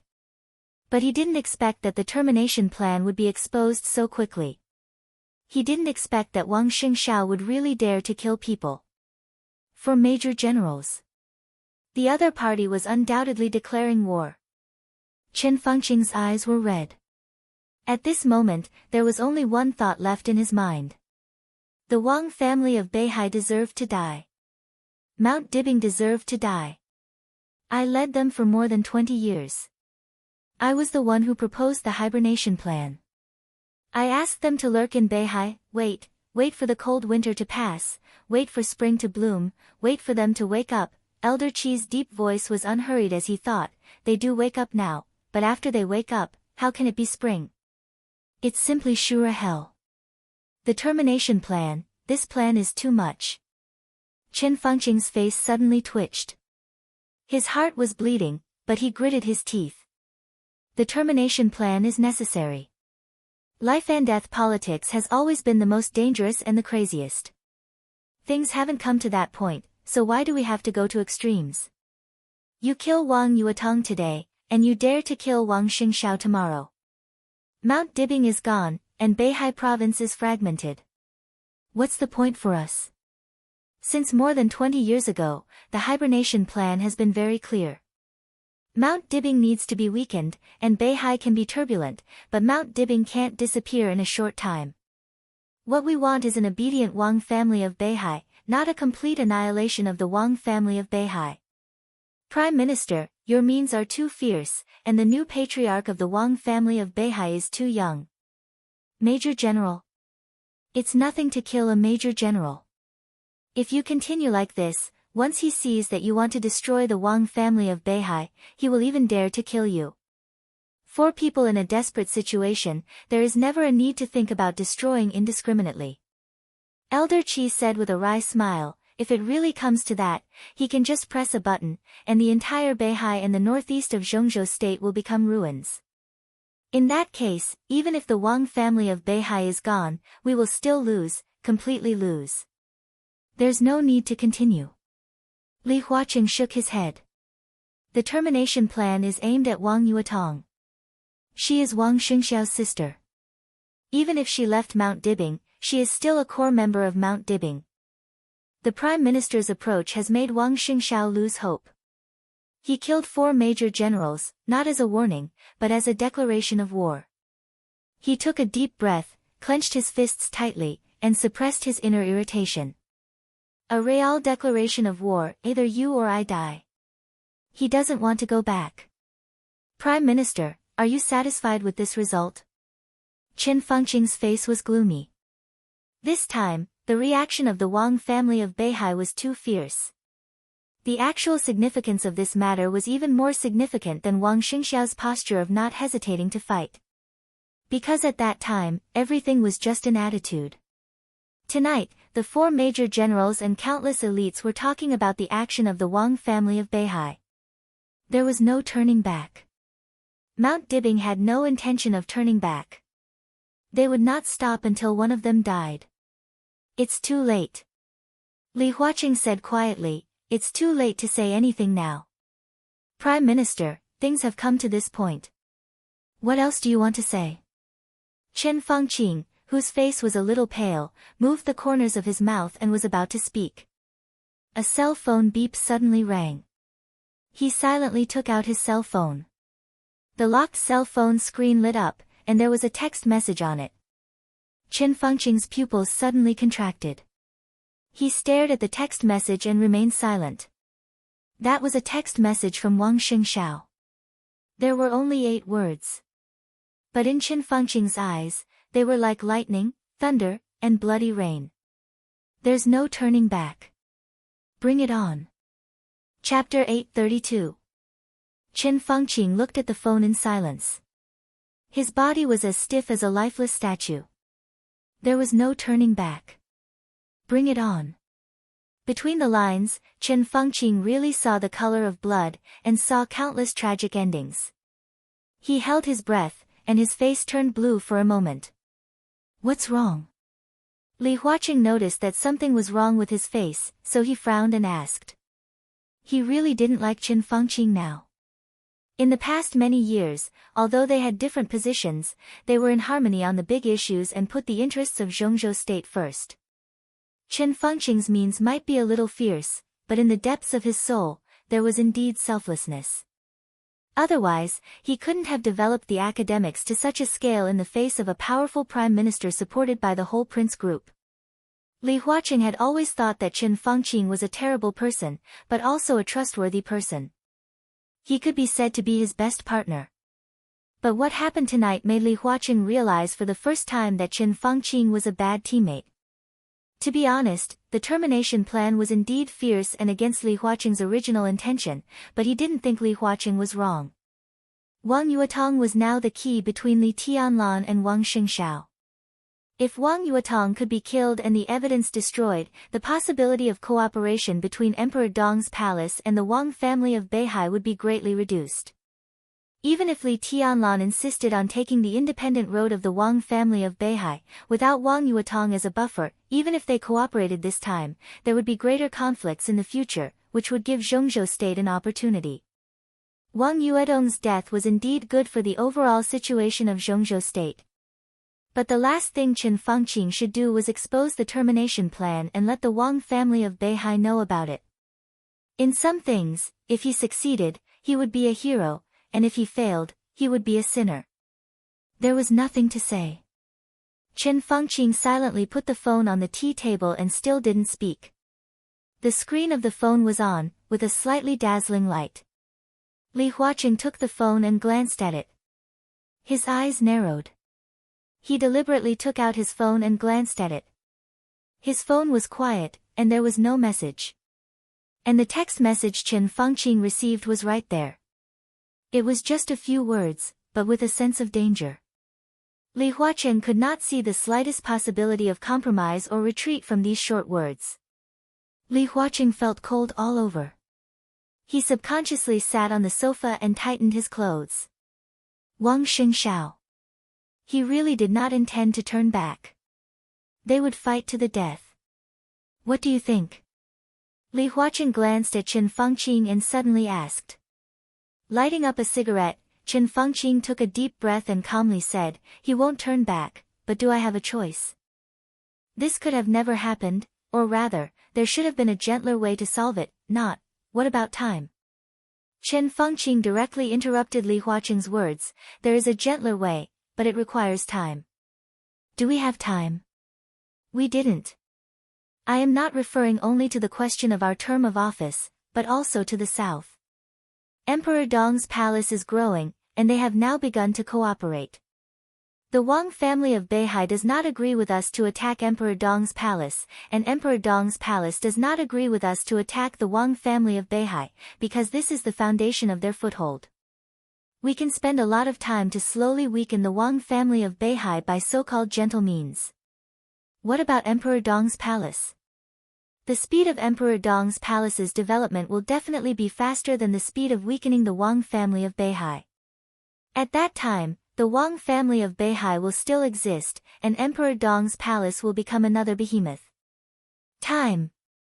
We don't have time. Chen Fengqing's tone was a little agitated. What about now? Li Huaqing said coldly, the current situation is even worse. Have you thought about the consequences if we completely turn against each other? What you said may make sense, but it doesn't mean that what you are doing now is right. We have no choice. Chen Fengqing said blandly. Ha, Li Huaqing was so angry that he laughed. Is this the so-called shirking of responsibility? You can make wrong decisions when you have no choice. You can make excuses for everything when you have no choice. Your termination plan is to kill Wang Yuetong, Wang Xingxiao's sister, the little princess of the Wang family of Beihai. If the Wang family of Beihai can't even protect such a person, what's the need for it to exist? Now your plan has been exposed, Wang Yuetong has not been found, and Mount Dibing has gone crazy. They are killing people now. They are not enemies, but our people. For major generals, and that's not all.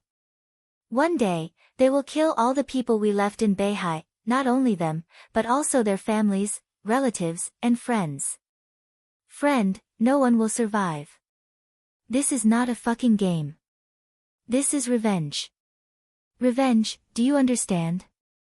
If it weren't for your termination plan, how could things have developed to this extent? You have no choice. Well, tell me now, what should we do if the Wang family of Beihai wants a life-and-death struggle?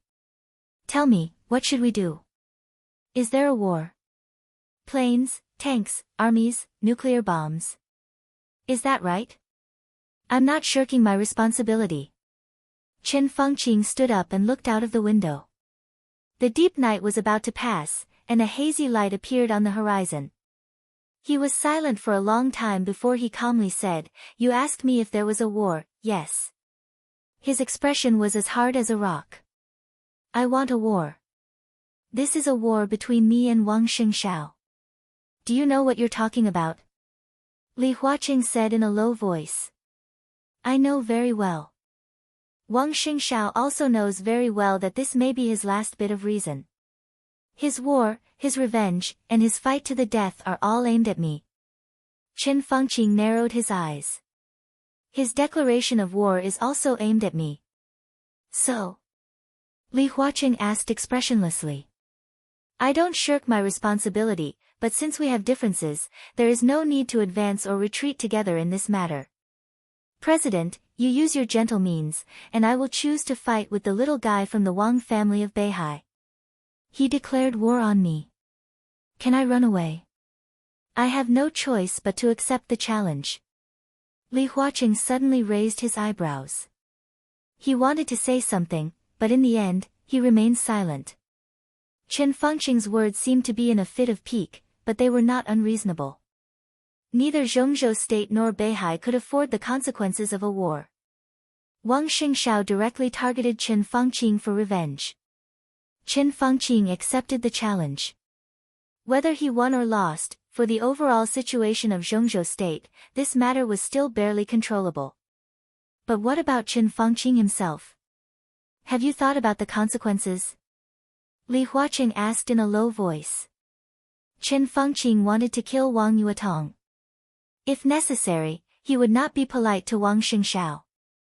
If he won, the Wang family of Beihai would inevitably be destroyed, but the resources of Beihai province would still belong to Zhongzhou state. But what if he failed? Had he really thought about his end? Chen Fengqing was silent for a long time before he laughed at himself. It's not a matter of whether I think about the consequences or not. It's a matter of whether I have any other choice. If Wang Xingxiao wants to fight to the death, what can I do? Either he dies, or I die. When the fight went beyond the scope of a game and evolved into a war, the end was so tragic. Chen Fengqing was sure that if he failed, he would be the most miserable prime minister since the founding of Zhongzhou state. Because his opponent this time was not an ordinary opponent, but a real behemoth that had been standing at the peak since the founding of the country. I still have about a year's time. This war must end within this time. Chen Fengqing said quietly. His tone was extremely firm and crazy. I should remind you. Li Huaqing said calmly, maybe you have overlooked a very important point. Wang Yuetong is not only the little princess of the Wang family of Beihai, but also Li Tianlan's woman, the hostess of Emperor Dong's palace. Wang Xingxiao will not let you go. Li Tianlan's character will only be more intense than Wang Xingxiao's.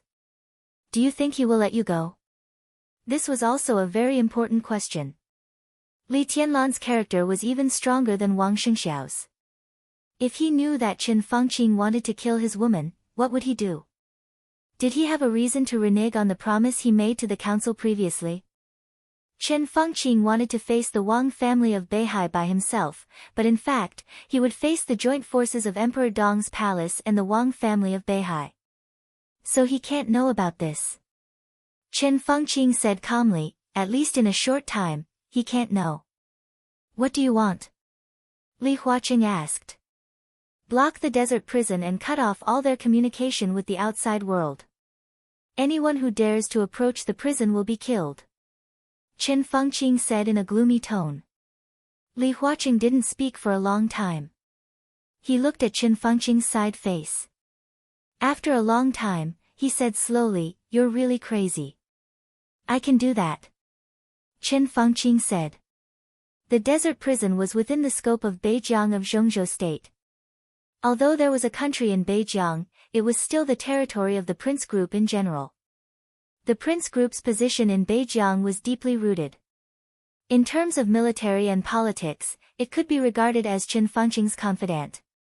It was not a gentleman who wanted to block the desert prison. You can do it, but how long can you block it? Li Huaqing asked. It won't take too long. I will speed up my actions in Beihai. When the matter in Beihai is over, Li Tianlan is nothing to worry about. Chen Fengqing said slowly, it's time for Kunlun City to contribute to this matter. Li Huaqing narrowed his eyes, looked at Chen Fengqing, and then looked at Elder Qi. Elder Qi lowered his eyes and said nothing. He might have been dissatisfied with Chen Fengqing when he first received the news, but he would not openly fall out with him. At this time, even if he had something to say, he would not say it in front of Li Huaqing. Chen Fengqing's meaning was already very clear. In the face of the endless revenge of the Wang family of Beihai, Chen Fengqing alone had to bear all the responsibilities and play with the Wang family of Beihai to the end. Fight to the end.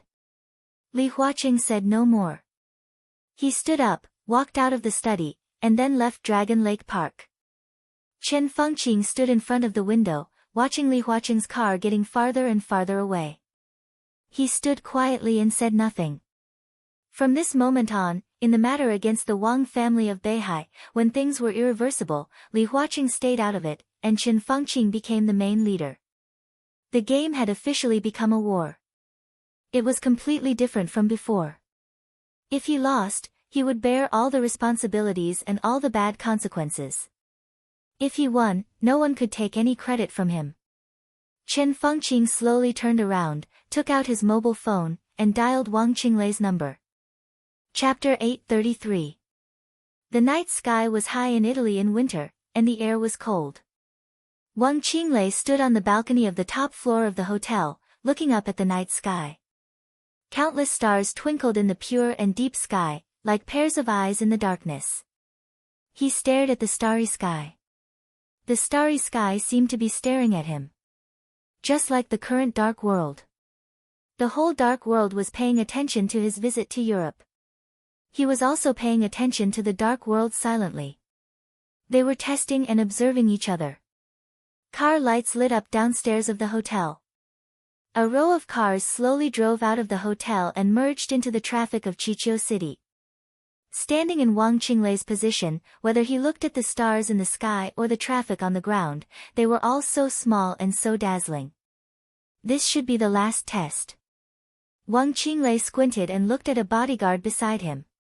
The bodyguard nodded silently. At the beginning of Wang Qinglei's visit, he was always by Wang Qinglei's side, wearing a black cloak that covered his whole body. No one knew his identity or his appearance, but Wang Qinglei gave him unimaginable trust and was almost inseparable from him all day long. When Wang Qinglei was facing the heads of the major families in France, when he was having dinner with the Queen in England, and when he was meeting with Grand Duke Paul in Rothschild, he was always by Wang Qinglei's side. Other than that, Wang Qinglei did not bring a second bodyguard with him on this visit. This was enough to show the powerful strength of this bodyguard. The superpowers in the dark world who had been observing Wang Qinglei even thought that this black-cloaked man had the strength no less than that of an invincible realm expert. It's really annoying. Wang Qinglei lit a cigarette, recalled the trip in the past few days, and shook his head helplessly. The Vatican, the Jiang family of South America, Jifeng Sword Training School, and Wuji Palace. Plus Wang Qinglei. This was equivalent to the cooperation between the four superpowers and Zhongzhou State, which involved the interests of Europe, America, East Island, and Zhongzhou State. It was a big gamble to plot against Beihai.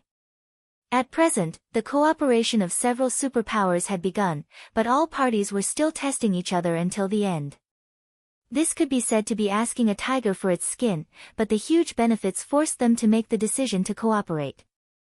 Wang Qinglei didn't dare to fully trust the four superpowers. The four superpowers didn't trust each other very much, and they didn't dare to fully trust Wang Qinglei. Cooperation, coordination, negotiation, discussion. The suspicions were slowly dispelled, and everyone worked together with sincerity to achieve the desired results. Over the past few days, Wang Qinglei had met many people.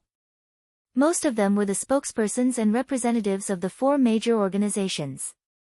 The meeting was like a game.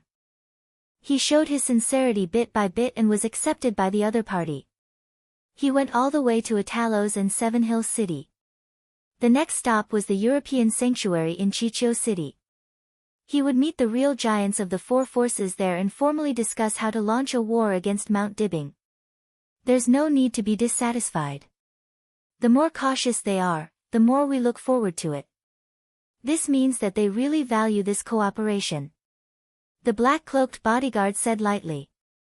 He took a step forward and stood side by side with Wang Qinglei on the balcony. He pulled down the cloak on his head. A handsome and peaceful young man's face appeared under the night sky. It was Wang Xiaoyao's face. It's not that I'm dissatisfied. It's just that I can't wait any longer. We don't have much time left.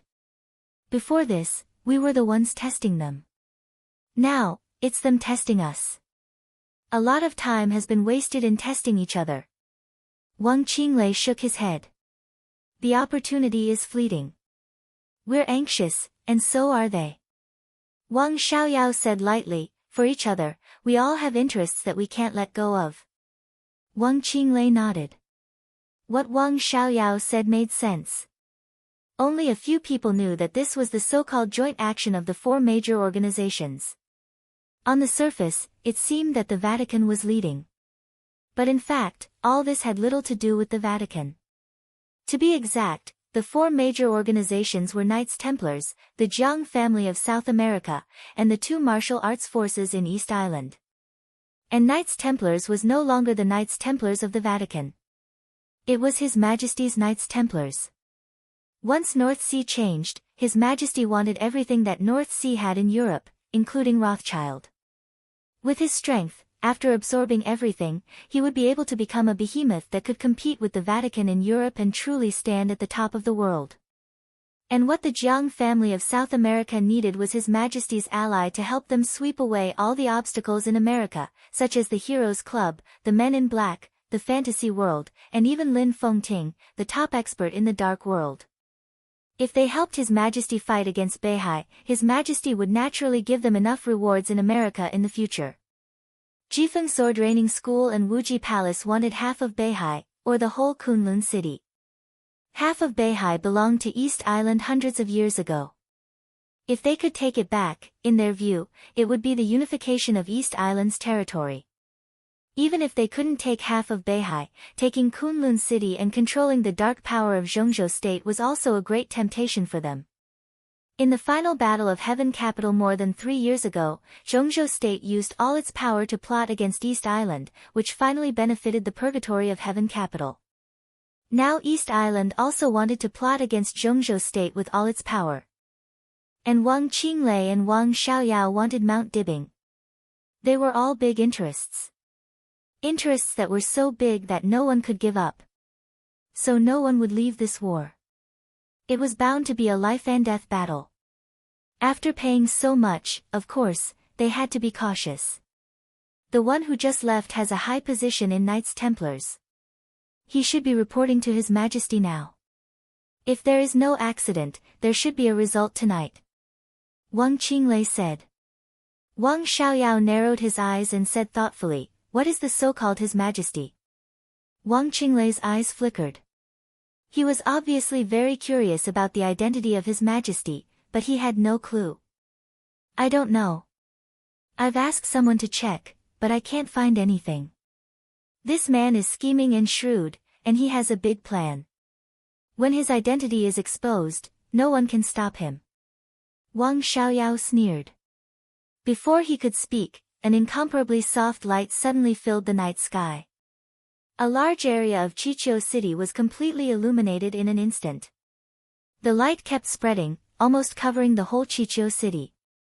Wang Qinglei turned his head and looked at the direction of the light with a playful expression. "Is that the Holy Land?" Wang Xiaoyao looked at the light and asked. "Yes." Wang Qinglei said, "It's also a welcome ceremony. The holy light comes, and the trial begins. This group of charlatans pay attention to everything they do. Oh, let's go." Wang Xiaoyao turned and walked out of the balcony. Wang Qinglei took out his mobile phone to prepare the car. Tonight would be the last night of his visit to Europe. The final place was number 2 Angel Street in the Holy Land. A place that was not marked in Chiqiu City. There was a place that made the heretics all over the world pale. The Vatican's tribunal. The Knights Templars initiated the trial of Beihai province in the name of the Vatican, and the final place of the negotiation was the famous Holy Court conference room in the Vatican's tribunal. This conference, at first, was called the Trial Conference. The soft and pure light dispersed the night and spread like water. In the dim and strong light, Wang Qinglei's car slowly drove into the Holy Land and finally stopped in front of the tribunal. The light here became brighter and brighter. Even if there were onlookers, no one could see who came here. Surrounded by the light, Wang Qinglei and Wang Xiaoyao walked into the tribunal and into the room. They walked into the Holy Court conference room filled with darkness and scarlet tones. The conference room was very big. But there were very few people inside. Tianhai Wuji, the palace master of Wuji Palace, casually sat on the side with the left and right visiting professors of Wuji Palace. Opposite him was Yagyu Kurasumi, the master of Jifeng Sword Training School, and the 2 deputy masters of Jifeng Sword Training School. Above the 2 of them, Moraid, the current Grand Knight of Knights Templars, sat with a smile. When he saw Wang Qinglei come in, he stood up and made a gesture for him to sit down. Wang Xiaoyao, who had put on the black cloak again, looked up and quietly observed the murals in the conference room. The murals were vivid. In front of him, an angel with broken wings pierced the heart of the devil with a holy sword. The murals were surrounded by a dark red color, like blood. Wang Xiaoyao looked at the scene in front of him and was a little fascinated. Wang Qinglei calmly sat at the conference table and said in a deep voice, "Where is His Majesty?" "His Majesty has a little disagreement with the Jiang family of South America. He is solving this matter and will come soon." Moraid smiled apologetically. "He asked me to apologize to you on his behalf." The two invincible realm grandmasters of East Island and Wang Qinglei frowned at the same time. At this time, His Majesty had a disagreement with the Jiang family of South America. What kind of disagreement? The newly advanced invincible realm expert, Jiang Guochu, seemed to have been very respectful of His Majesty. What on earth happened to make them disagree? Don't worry, it's just a little misunderstanding with the Jiang family of South America. It can be easily explained. I can guarantee that this little thing will not change our plan. Even if there is a change, it's good. Moraid said with a smile. Wang Qinglei nodded and said calmly, anyway, I hope it's done as soon as possible. Of course. Before Moraid could speak, a voice rang out from outside the conference room. There was a hint of laughter in the voice, and there seemed to be endless confidence in it. All of us hope for it to happen as soon as possible. In fact, now that things have developed to this point, there is no longer anything that can stop us. We are sitting here today to discuss our sincerity and determination, and nothing else, isn't that right? Everyone turned their heads at the same time. In their sight, the door of the conference room was still full of light. A figure came in the rich and soft light. Behind him, there was a tall and straight figure. Out of respect, everyone stood up and nodded to His Majesty, who was the last to enter. Everyone, please. His Majesty's voice was full of laughter. He did not hide his true face, but a hazy halo covered his whole body, like clouds and starlight. Even the several invincible realm experts who were sitting could not see through His Majesty's face. He waved his hand and motioned for everyone to sit down. When he passed by Wang Xiaoyao, he paused, looked at him seriously, and said with a smile, I'm impolite. Your Highness, please sit down. How did you know it was me? Wang Xiaoyao slowly turned around and took off his cloak. His Majesty looked at Wang Xiaoyao, smiled, and said nothing. His Majesty looked at Wang Xiaoyao, smiled, and said nothing. The tall figure who came in behind him moved a chair and put it beside Wang Xiaoyao. Everyone's pupils contracted for a moment. What does this mean? Wang Xiaoyao narrowed his eyes and did not look at the chair. He looked at the man who moved the chair. The patriarch of the Jiang family of South America. The new invincible realm expert in the dark world, Jiang Guochu. That's what I mean. His Majesty smiled faintly, found a place to sit down, and said calmly, make a formal announcement to everyone. Chapter 834. There was silence in the conference room. One could even say that it was dead silent. Everyone was looking at the mysterious His Majesty. They were looking at Jiang Guochu next to His Majesty. Everyone's heart was full of absurd emotions. Jiang Guochu. The fourth follower. Everyone had a feeling that the wind was too strong for them to hear clearly. His Majesty now only had 4 followers. The first follower, Moraid, used to be the second commander of the Holy Disarmament Corps, and now the Grand Knight of Knights Templars. The second follower was famous in Zhongzhou State. White Tiger, one of the 4 spirit generals, died in the chaos of Eastern Europe. The third follower was Yagyu Kurasumi, the leader of Jifeng Sword Training School. The Purgatory of Heaven Capital was now guarding Heaven Capital. Compared with 3 years ago when the Purgatory of Heaven Capital first appeared, its strength was not as good as before.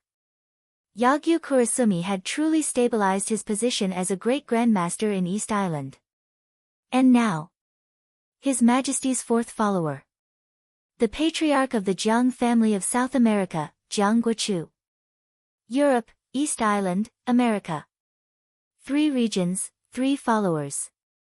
At this moment, even though everyone present was His Majesty's collaborator, everyone still felt palpitations in their hearts. Although in general, there was not a strong relationship between His Majesty and his followers, and they were cooperating with each other, many relationships never paid attention to nominal subordination. The most important thing was whether the relationship between the 2 parties was solid. His Majesty would not restrain his followers too much. For example, Yagyu Kurasumi was the 3rd follower, but Jifeng Sword Training School was still an absolutely autonomous force. Perhaps the only exception was Moraid, but His Majesty had never asked him to do anything. Moraid was willing to be a loyal dog at His Majesty's feet, and it was entirely his voluntary behavior. But as a follower, he also had responsibilities to bear. His Highness's will could also influence their forces through followers and use their strength. This was like cooperation, but also like a transaction, very equal. It sounded simple. But in fact, it was not easy at all. When a superior faced his subordinates, he considered ruling and ensuring their loyalty and position. When His Majesty faced his followers, he considered how to maintain their long-term and stable relationship. If this was a transaction, then the most important thing was whether what the two sides gave each other was equal. This was also the core secret between His Majesty and his followers. No one knew what His Majesty would give him after he became His Majesty's disciple. Nor did anyone know that His Majesty had given Mordesh. What was that? But as long as the disciples believed that what His Majesty had given them was worth the price, such transactions and cooperation would never go wrong. And this kind of relationship would also be more easily accepted by various countries. The royal family of East Island had never expressed any opinion on the master of Jifeng sword training school becoming His Majesty's follower. Now, Jiang Guochu had also become His Majesty's disciple. What His Majesty gave Jiang Guochu was no longer important. Since he was willing to be a follower, it proved that he could not refuse what His Majesty was giving him. Being unable to refuse also meant that this kind of cooperation was unbreakable, at least in the short term. It was no longer a matter of His Majesty having one more follower. With the addition of Jiang Guochu, His Majesty, Knights Templars, and Jifeng sword training school had one more reliable ally. And the Jiang family of South America also had the help of His Majesty, Knights Templars, and Jifeng sword training school. His Majesty had another ally by his side. This was a good thing for everyone in the alliance. Tianhai Wuji lowered his head and took a sip of tea, his eyes twinkling. He was not His Majesty's follower. Now seeing this scene, he had begun to subconsciously consider the next situation of Wuji Palace. Wang Qinglei looked at His Majesty, then at Jiang Guochu, and finally kept silent. He was a counselor of Zhongzhou State, and he would even strive for the presidency of Zhongzhou State in the future. It was impossible for him to become His Majesty's follower. Wang Xiaoyao also had his own pride, and it was also impossible for him to appear as a follower.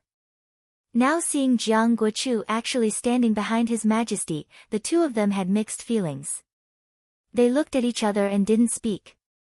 The feeling of helplessly watching a strong competitor rise was not a good one. But fortunately, for now, Jiang Guochu becoming the fourth follower was more beneficial to the war of the Wang family of Beihai. What did he give you? Wang Xiaoyao glanced at Jiang Guochu and suddenly asked. Jiang Guochu sat next to His Majesty. Hearing this, he raised his eyes and glanced at Wang Xiaoyao, then said blandly, the future.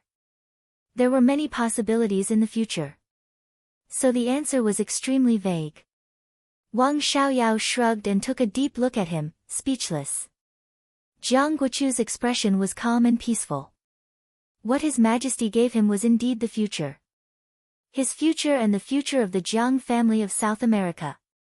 Within 5 years, His Majesty promised to make him really close to the threshold of the peak of the invincible realm. And it could be foreseen that this alliance would not disappear at the moment. Jifeng sword training school, the Jiang family of South America, Knights Templars, this was just the beginning. It already looked extremely beautiful. There would be more people. More forces joining this alliance. There was no rule here. There were only interests and mutual cooperation. Interests were the eternal theme. Perhaps one day in the future, this alliance would disband because of internal strife. But with His Majesty, these days would not come. As for the further future, at that time, no matter what the alliance did, the Jiang family of South America would get enough interests and would not lose anything. The name of a follower sounded unpleasant, but compared to interests, these were not worth mentioning. Congratulations, Your Majesty. A hoarse voice with a thick Nordic accent rang out. The already gloomy atmosphere in the conference room seemed to darken even more. The hoarse voice echoed slightly and silently. A foot stepped on the ground in front of everyone, followed by a man in black standing in front of the desk. Wang Xiaoyao suddenly felt that the man's dress was a little familiar. The black cloak covered the whole body. He could not see the face, figure, or even whether the person was a man or a woman. He looked down at himself. He found that the two of them dressed almost the same. The corners of his mouth twitched, and he narrowed his eyes. Zhu. King Xiaoyao, nice to meet you. Hello. In the black cloak, the hoarse voice laughed in a low voice. If there are any hidden experts in the Wang family of Beihai, you can tell me. I can kill them in advance. You can kill as many people as you want in Mount Dibing, including Wang Xingshao. How do you want him to die? Wang Xiaoyao gently raised the corners of his mouth. He glanced around with a faint smile. That's a little interesting. Among all of you, Zhu's combat capability may not be the strongest, but when it comes to killing people, no one can compare with him, including me. His Majesty whispered. No one denied that.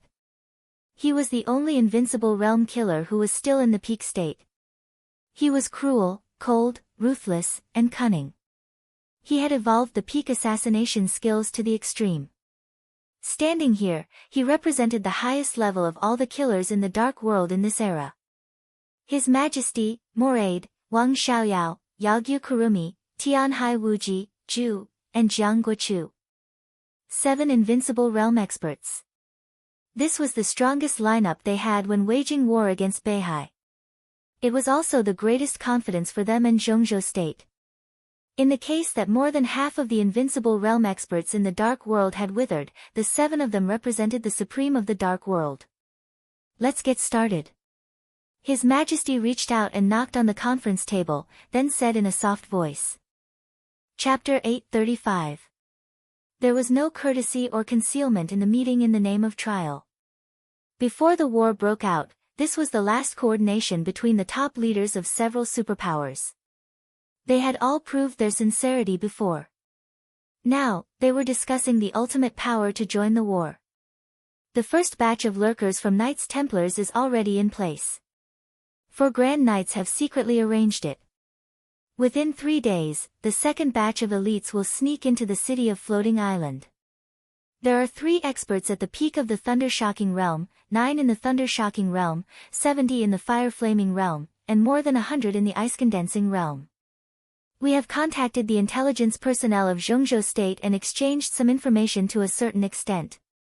After the war breaks out, within 3 hours, Floating Island will fall into a state of chaos. In the most urgent time, we can at least hold off the 20,000 garrison troops of Floating Island City for more than 5 hours. Moraid's voice was calm and confident, which was proportional to the power he showed. Floating Island in North Sea was the territory of the Tang family. The 7 sword-holding families were all wealthy families with deep roots. There might be strong and weak ones, but none of them were easy to deal with. With the garrison troops of the Beihai Corps stationed in each city, it was no exaggeration to say that no matter which city they attacked, it would be a real hard battle. The so-called state of chaos referred to the paralysis of some core urban functions of Floating Island in the shortest time, such as traffic, communication signals, and command systems, causing chaos from top to bottom in the whole city. The elites of Knights Templars had prepared everything in Floating Island City. As long as the war broke out, from causing chaos to holding off the garrison troops and retreating, they could at least prevent Floating Island City from helping Mount Dibing for 12 hours. 12 hours didn't sound long. But in a war that was racing against time, 12 hours was enough to decide everything. Jifeng Sword Training School and Wuji Palace have joined forces to arrange in Kanglan City. The first batch is already in place, and the second batch of elites will arrive before the war. We are preparing to contact the intelligence personnel of Zhongzhou State. Tianhai Wuji, the palace master of Wuji Palace, touched the broken beard at the corner of his mouth and looked at his watch. He said slowly, at this time, they should have already started to contact. Is Kanglan City so important? In the black cloak, Zhu raised his head and glanced at Tianhai Wuji. He tooted and said, Kanglan City is just a small city. You want the two major martial arts sects of East Island to join forces? Is your ability too weak, or is the Jiang family of Kanglan too strong? I heard that the Heaven Saber has been killed by Li Tianlan. What are you worried about? The Kanglan Jiang clan is loyal, brave, and fearless. Even without Heaven Blade, the Jiang clan is still the Jiang clan. No one can say that they are weak. As for us, Yagyu Kurasan, the master of Jifeng Sword Training School, twitched the corner of his mouth. Of course, we're not weak. In this war, we've invested 11 superiors of the half-step invincible realm, more than 30 superiors of the thunder-shocking realm, nearly 100 superiors of the thunder-shocking realm, nearly 800 superiors of the fire-flaming realm, and nearly 3,000 superiors below the fire-flaming realm. Absolutely. Do you think Jifeng Sword Training School and Wuji Palace are weak with such a lineup? There was dead silence in the conference room. The atmosphere seemed to be even stiffer than when His Majesty had announced that the fourth pupil was Jiang Guochu. Everyone cursed in their hearts. 11 half-step invincible realm experts. There were more than 30 experts at the peak of the thunder-shocking realm. There were nearly 100 thunder-shocking realm experts. Nearly 1,000 fire-flaming realm experts. 3,000 elites below the fire-flaming realm. What kind of power is this? This was simply a real army. Judging from the strength on paper, neither the world-famous Border Control Corps of Zhongzhou State nor the immovable Beihai Corps were as powerful as this one. It could even be said that the army was far inferior. It was impossible for Jifeng Sword Training School and Wuji Palace to come up with such power.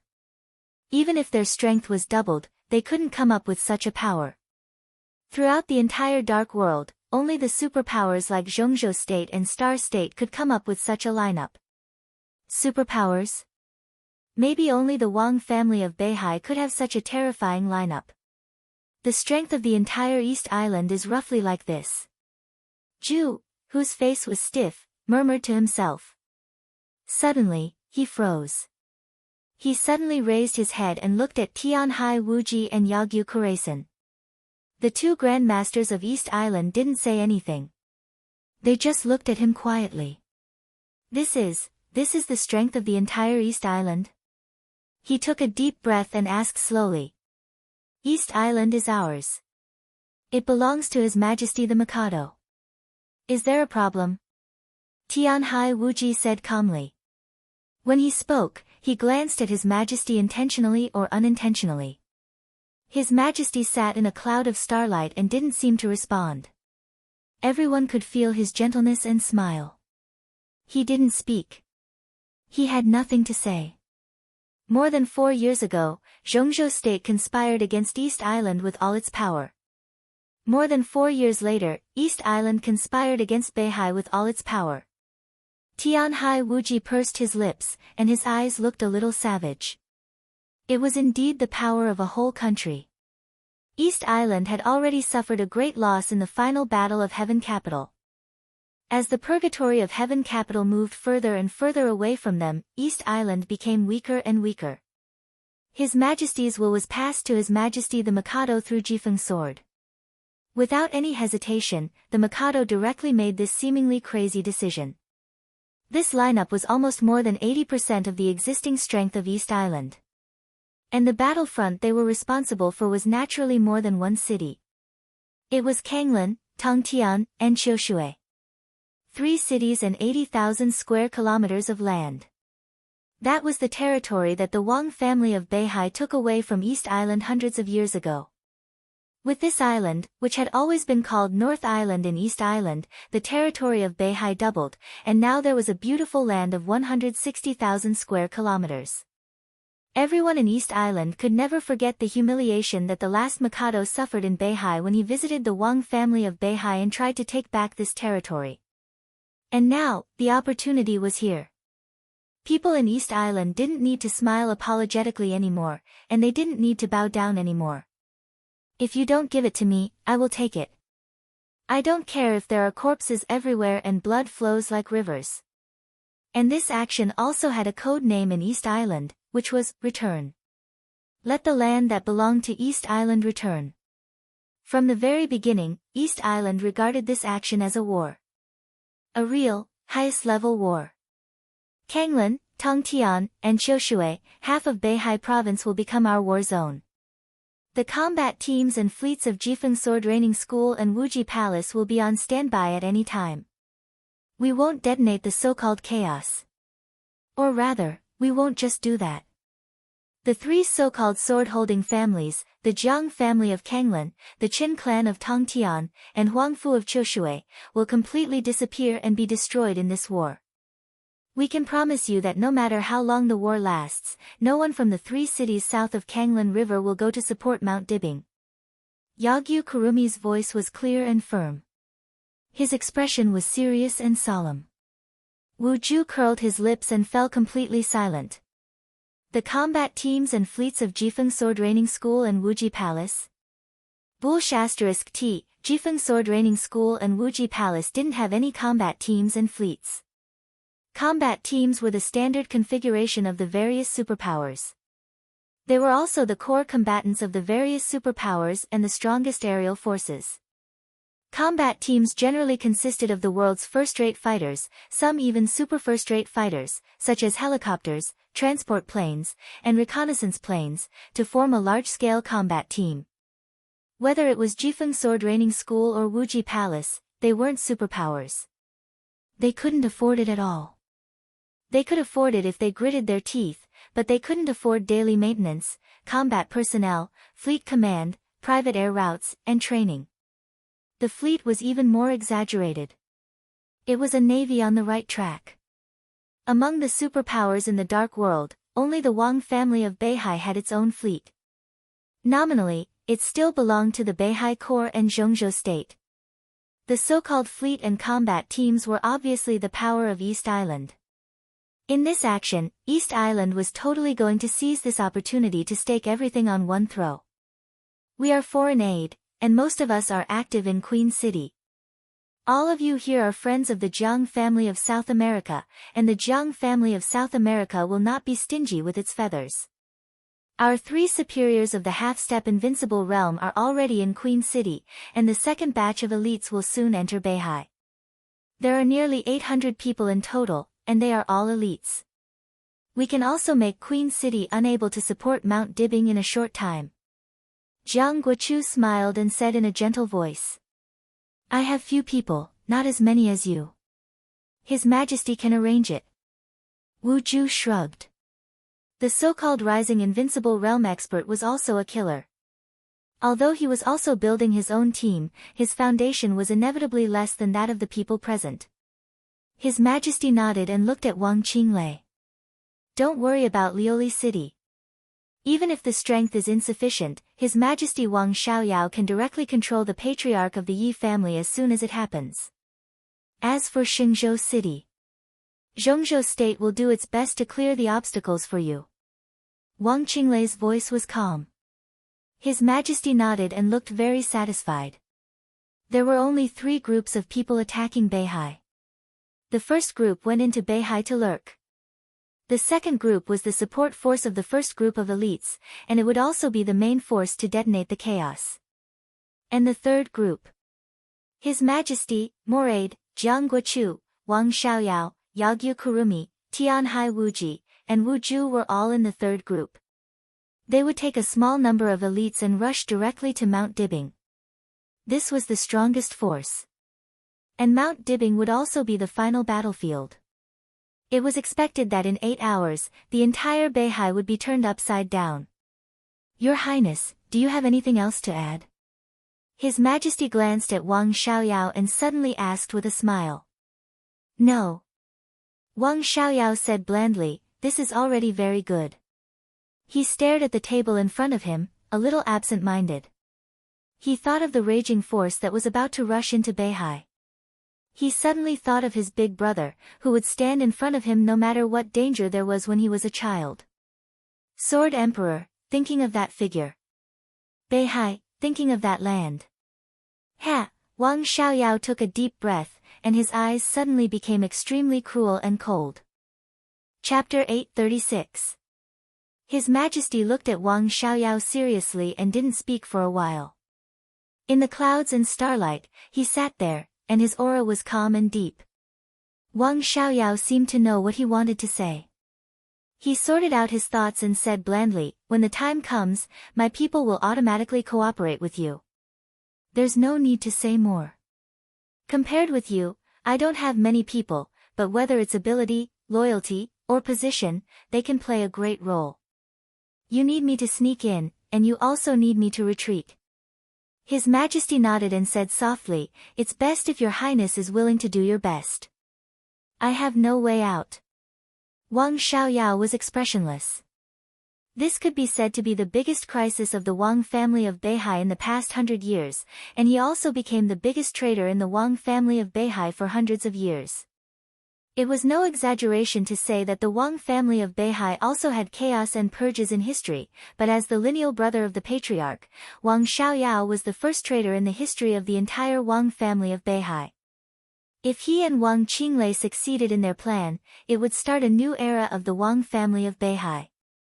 But if the plan failed, Wang Xiaoyao would definitely not have a good end, not to mention what would happen to Wang Qinglei. It was a small matter that he was smashed to pieces.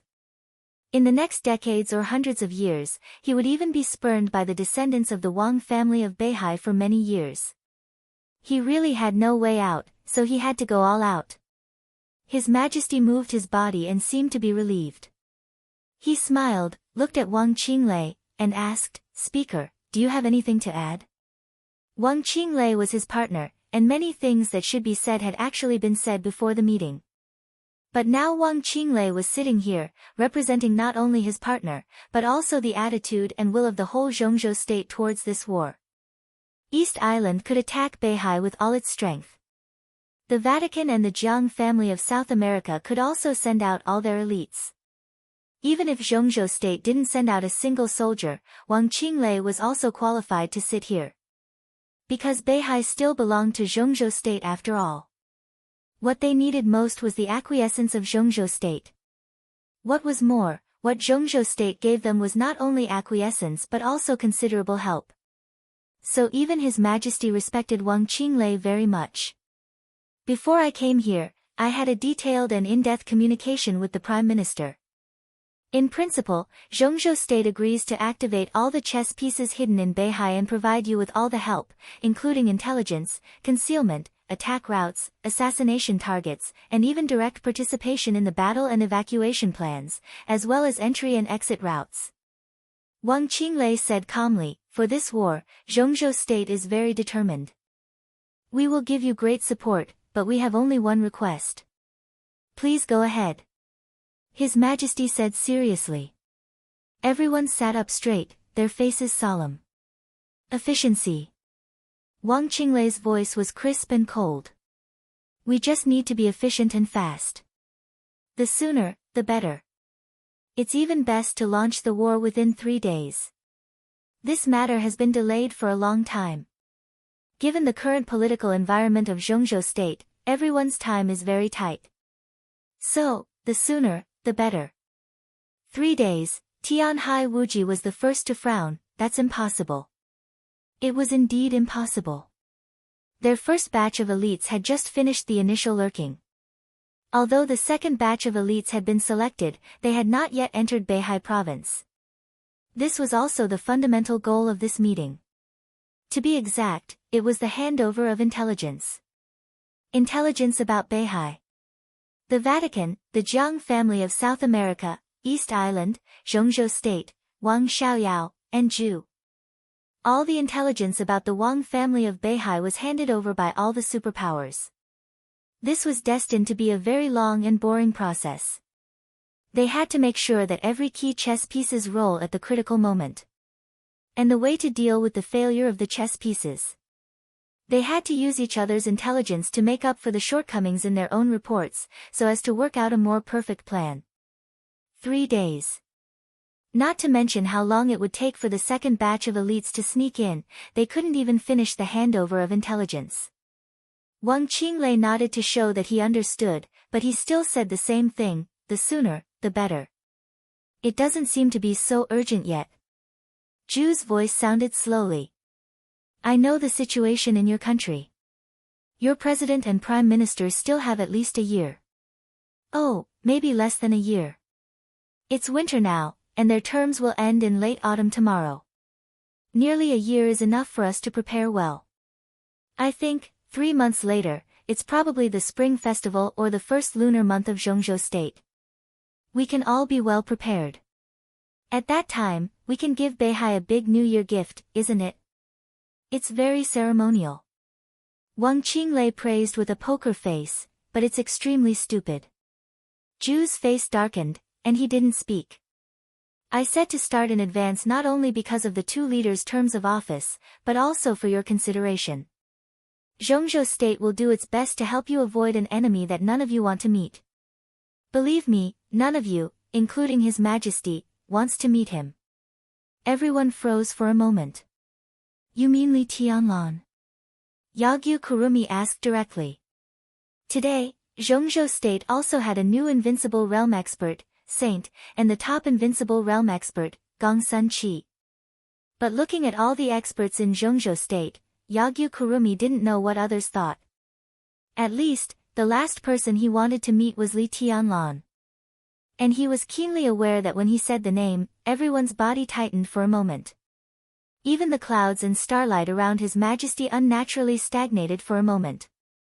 Li Tianlan. Many people in the dark world, and even most of them, thought that after the end of the chaos in Eastern Europe, except for the reclusive Lin clan and Lin Fengting, Li Tianlan was now the top expert in the dark world. Whether they were convinced by this evaluation or not, it was true that no one was willing to face Li Tianlan and 13 floors. Did Li Tianlan agree to cooperate with the Wang family of Beihai? His Majesty sat up straight and looked extremely serious. There is no definite news yet, but we all know that the possibility of their cooperation is very high. The two leaders have been to the desert prison. Li Tianlan did not give a clear response. He just said that he needed to think about it. What he promised was that if the war broke out, he would not appear on the battlefield. Wang Qinglei said. What else do we need to worry about? Moraid asked subconsciously. This promise is not reliable, at least we think so. The longer we delay, the more likely it is that Li Tianlan will break his promise. If a person really wants to break his promise, he can find a reason at will. It's not a problem to even think of a reason after doing it. What I want to say is that before Li Tianlan made this promise, he had not talked to Wang Xingshao. When the two leaders visited Li Tianlan, Wang Xingshao was also there. No one knows the content of their negotiation, but I can be sure that after Li Tianlan negotiated with Wang Xingshao, Saint personally went to Mount Dibing and took away the coldness of 9 states. Wang Qinglei's voice was cold. This may be, snap. Before he could finish his words, a clear and melodious voice suddenly rang out.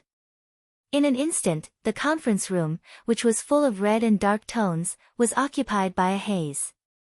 The haze was like light, like clouds and mist, boundless, with an almost eternal silence.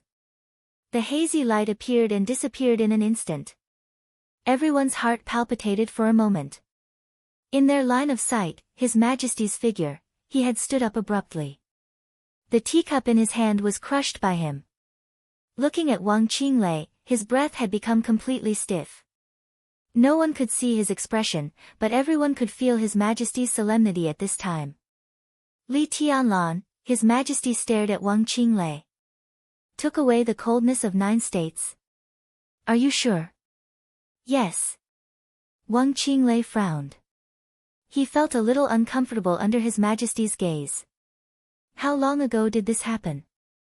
His Majesty's voice was still calm, but everyone could feel his annoyance. This matter was not a secret to Wang Qinglei, but it was ridiculous that they didn't know it until now. More than a month, nearly 2 months ago. Wang Qinglei replied. You. His Majesty suddenly raised his hand and pointed at Wang Qinglei, then put it down hard. He stood where he was and was silent for a long time. Then he took a deep breath and smiled. Fortunately, it's not too late. I don't understand what you mean. Wang Qinglei said slowly. That's because you don't know what the 13th floor is. His Majesty said heavily and suddenly said, I agree with Zhongzhou State's plan. Everyone, we don't have enough time. 1 month. I hope that within a month, we can start a war that can destroy Mount Dibing in Beihai. It can't be more than 50 days at most. Otherwise, we may encounter big trouble, real big trouble. What trouble? Li Tianlan alone fights against all of us. Zhu sneered. It's not Li Tianlan. His Majesty said slowly, it's Li Tianlan and the 13th floor. So, we must speed up all actions at all costs. Before His Majesty's voice faded away, his cell phone suddenly rang. Wang Qinglei subconsciously looked at the number, and his face changed slightly.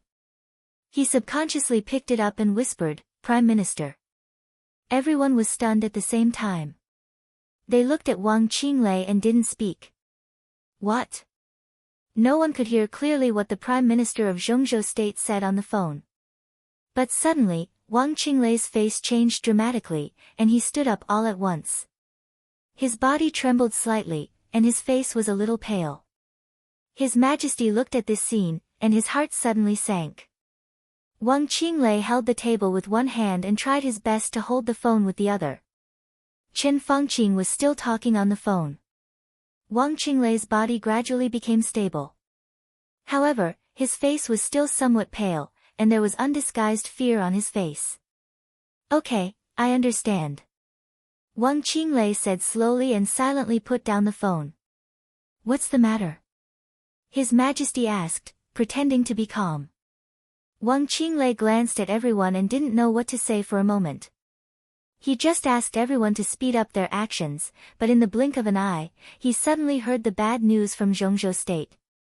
Even with his will, he found it difficult to speak at this moment. Everyone, Wang Qinglei hesitated and said slowly, there are some problems in Beihai, and we are in trouble. But I don't think this is a reason for us to postpone the action. What trouble? Be more specific, His Majesty's tone was a little impatient. In one night, Zhongzhou State lost 4 major generals lurking in Beihai. Our people suffered heavy losses, and the elites of the superpowers were also greatly affected. Wang Qinglei smiled bitterly and said, I think you will soon see the battle damage. Chapter 837. Wang Qinglei spoke very quickly, which was completely beyond everyone's expectations. Before he could finish his sentence, the phones started ringing one after another. The representatives of several major forces present were still immersed in the news that Beihai had killed 4 major generals of Zhongzhou State overnight. When they heard that their forces had also suffered losses, the casualties came before they could even react. The meeting was completely suspended. Everyone picked up the phone almost at the same time, including Wang Xiaoyao. Wang Qinglei, who had already picked up the phone, looked a little scary. Opposite him, His Majesty still stood there. Silence was golden. He had no specific subordinates or forces. Knights Templars belonged to Moraid, Jifeng Sword Training School belonged to Yagyu Kurumi, and the Jiang family of South America belonged to Jiang Guochu. So he seemed to have no battle damage. But from another perspective, every elite lost by Knights Templars, Jifeng Sword Training School, and the Jiang family of South America could be regarded as his loss. The starlight cloud that enveloped his whole body was slightly fluctuating. His mood seemed to have recovered, but Wang Qinglei could clearly feel His Majesty's eyes on him. Wang Qinglei glanced at him. The moment their eyes met, His Majesty's eyes turned slightly and fell on Wang Xiaoyao. Wang Qinglei knew what it meant. In fact, even if Wang Xiaoyao, who had no way out, sat here, everyone still could not trust him 100%. Moreover, the timing of the Wang family of Beihai's attack was too coincidental, which made people inevitably suspect that someone had leaked the information. No one else was in a position to do so.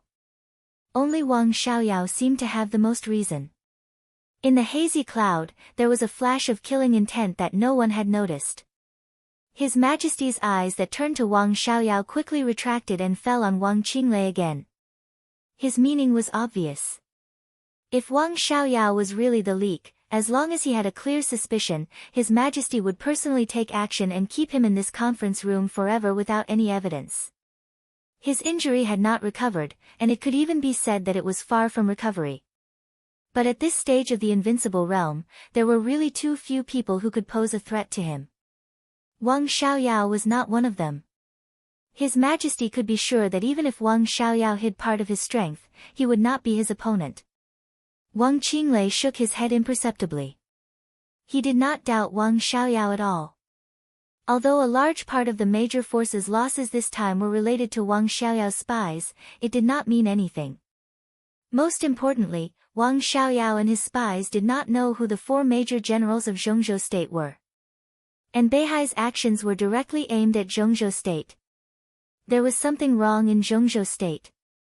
Or in other words, some inexplicable problems that no one knew. Bastard! In the fierce roar, Moraid, the current head knight of the temple, suddenly stood up, his eyes cold. Wang Xingshao, he's courting death. Qinglei's eyes were. Wang Bai. Wang and Qinglei's. He remembered the loss of the 4 major generals. He also heard about the losses of the superpowers. In Knights Templars, a great knight commander of the half-step invincible realm died in the hands of Firmament, including more than 20 Knights Templars. Knights Templars were the absolute main force in Knights Templars. The threshold was the fire-flaming realm. No matter where they were, they could be regarded as super elites or middle-level cornerstones. The chief knight was also a half-step invincible realm expert. But there were also differences in the half-step invincible realm. He was facing a top half-step invincible realm expert like Firmament. There was no doubt about the result.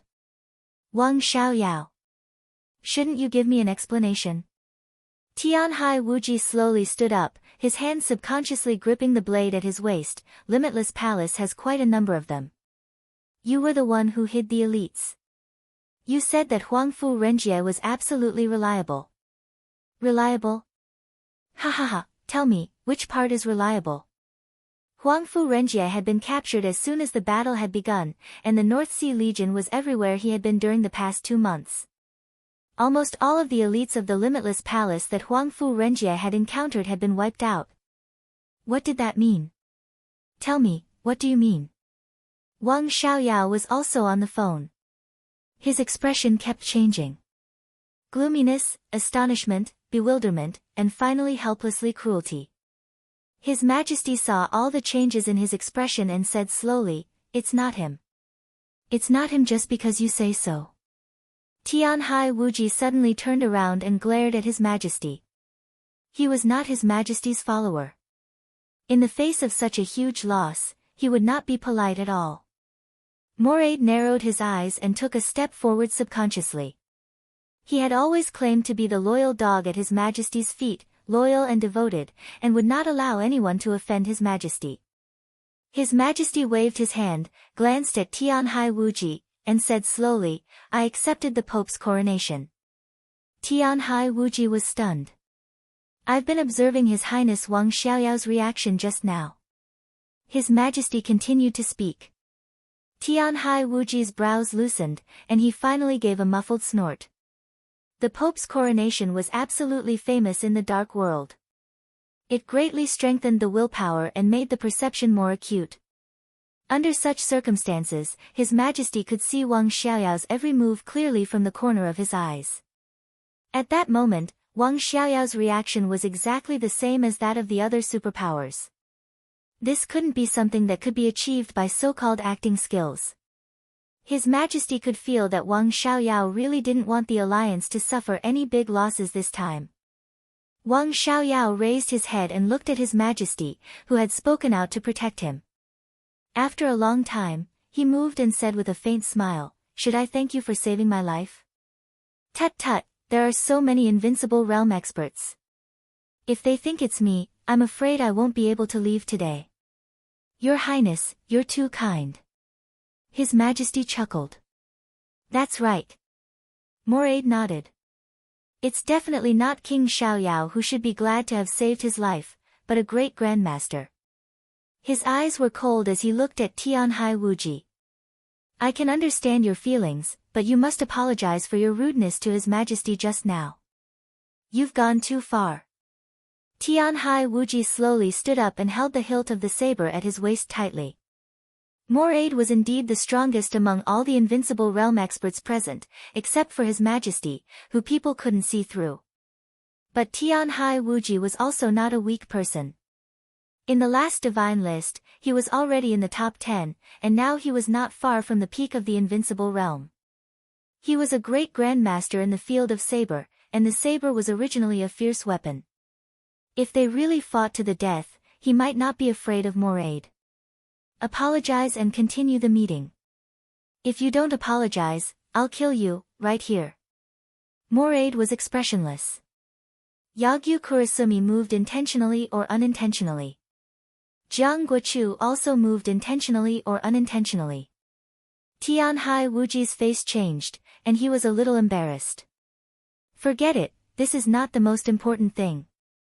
His Majesty waved his hand, sat down again, knocked on the table, and said slowly, "It's impossible for His Highness Wang Xiaoyao to leak information. The people of Zhongzhou State can hide for so many years, and it's unlikely that they will be exposed in the near future." But it happened. Everyone, don't you think this feeling is very strange? Or rather, this feeling is very familiar. This feeling was indeed very strange. But there were not many people who felt familiar with it. This kind of inexplicable but accurate intelligence is almost strange. It's like someone has foresight. Don't you think this pattern is familiar? His Majesty reminded softly. Samsara Palace. Jiang Guochu suddenly came to his senses. The intelligence system of Samsara Palace had always been the most inexplicable. For many things, their intelligence transmission speed was even slower than that of the ordinary second-tier forces in the Dark World. It was an ordinary second-tier force in the Dark World, but the speed and precise judgment of the intelligence of the superpowers were enough to make everyone's scalp numb. It was impossible to guard against them. No one knew how many spies the Samsara Palace had planted in the superpowers, or what they knew. Before the master of Samsara Palace died, the Samsara Palace had used its unique intelligence to set up one wonderful trap after another. Many times, the superpowers felt that they had won and were full of confidence, but the development of things was always led in a completely unfavorable direction because of an inexplicable trifle. It seemed like a coincidence. But the beginning of Samsara Palace, the establishment of the 12 Supermasters, and even the destruction of Night Spirit on the eve of the final battle of Heaven Capital were all caused by these seemingly inexplicable little things. And now, Samsara Palace. The Wang family of Beihai. Once the two superpowers joined forces, with the accurate and strange intelligence system of Samsara Palace, the Wang family of Beihai could set off a storm in Beihai in the shortest time. Qin Weibai again. Yagyu Kurumi frowned, and his tone was a little complicated. Even if the master of Samsara Palace hadn't died, most of the time, Qin Weibai had been controlling the operation of Samsara Palace. For the entire Dark World, she was a rare and extraordinary woman. Almost all of the arrangements that made the superpowers and even the countries suffer were made by her. Her arrangements might not have been flawless, but at the beginning, they were absolutely exquisite. By the time everyone came to their senses, it was already too late. They could only struggle in the trap. The arrangements she made over and over again could be said to be magnificent. She left countless images to the whole Dark World. Sharp, dreamy, perfect, and powerful. Countless people were crazy about her. For example, Wang Xiaoyao, who was sitting here today. For example, Jiang Qianyan, who had died. There were many, many people. But she finally appeared beside Li Tianlan. After the chaos in Eastern Europe, Samsara Palace disappeared, and Qin Weibai seemed to have restrained herself and went to the Lin clan. This time, was she secretly making a move again? The style seemed to be slightly different, but the general feeling did not change at all. Li Tianlan. Qin Weibai. Everyone's heart was extremely complicated. This man and woman, who were so deeply in love that everyone in the Dark World knew, were names that no one present wanted to mention, and they were also opponents that they did not want to meet. No matter who it is. His Majesty's voice was calm and peaceful. It's meaningless to discuss these now.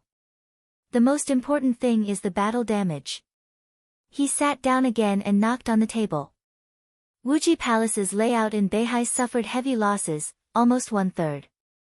Tianhai Wuji's face was cold. Yagyu Kurumi froze, gritted his teeth, and said, "The loss of Jifeng Sword Training School is similar to that of Wuji Palace." Jiang Guochu was a little confused. He hesitated for a moment and said in confusion, "Our loss is about 1/3. His Majesty glanced at Moraid. Moraid was smiling bitterly. He touched his nose and said, "What a coincidence. The loss of Knights Templars is also about 1/3. Everyone's face became extremely solemn. Wang Qinglei's body was completely tense. He gritted his teeth and said in a dry voice, "The loss of Zhongzhou State this time is about 1/3 of all its forces." Ha, ha, ha, ha. Ha. His Majesty suddenly laughed. "Look, everyone, look, how interesting it is. It's a 1/3 loss. It's so interesting.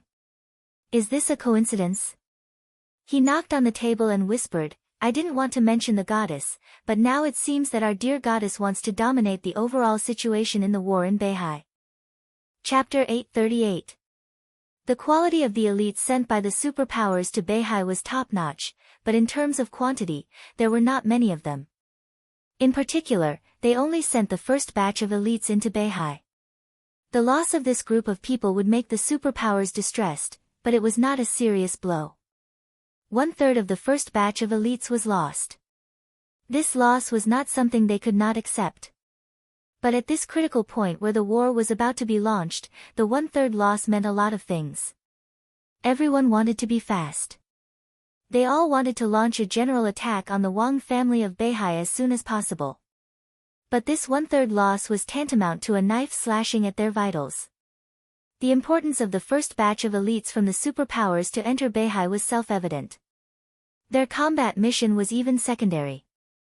They had to integrate into Beihai as much as possible, gather intelligence, confirm the authenticity of the intelligence, make combat plans, choose assassination targets, retreat plans, and how to use the resources they had obtained to fight for more benefits when they succeeded. The first batch of elites had to have an expectation for everything. At the moment, the superpowers were indeed forming an alliance. But what about after everything in Beihai was settled? If Beihai won, there was no need to say anything. But they believed that Beihai would lose. If North Sea was bound to lose, Zhongzhou would have to take away a large portion of North Sea's huge profits. But even if it was just a small portion, it would be enough to strengthen the foundations of the various superpowers. Moreover, they could cooperate with Zhongzhou now. But after they won, they might dare to become enemies with Zhongzhou. Except for East Island, it might be difficult for other superpowers to take over the territory of Beihai. But on Mount Dibing, there were countless military technologies, pharmaceutical formulas, all kinds of rare resources in the laboratory, and the top talents in countless fields. These could be snatched. The first batch of elites was the beginning. But they had to use everything they had to make a final plan at the very beginning. Now, 1/3 of the first batch of elites was lost.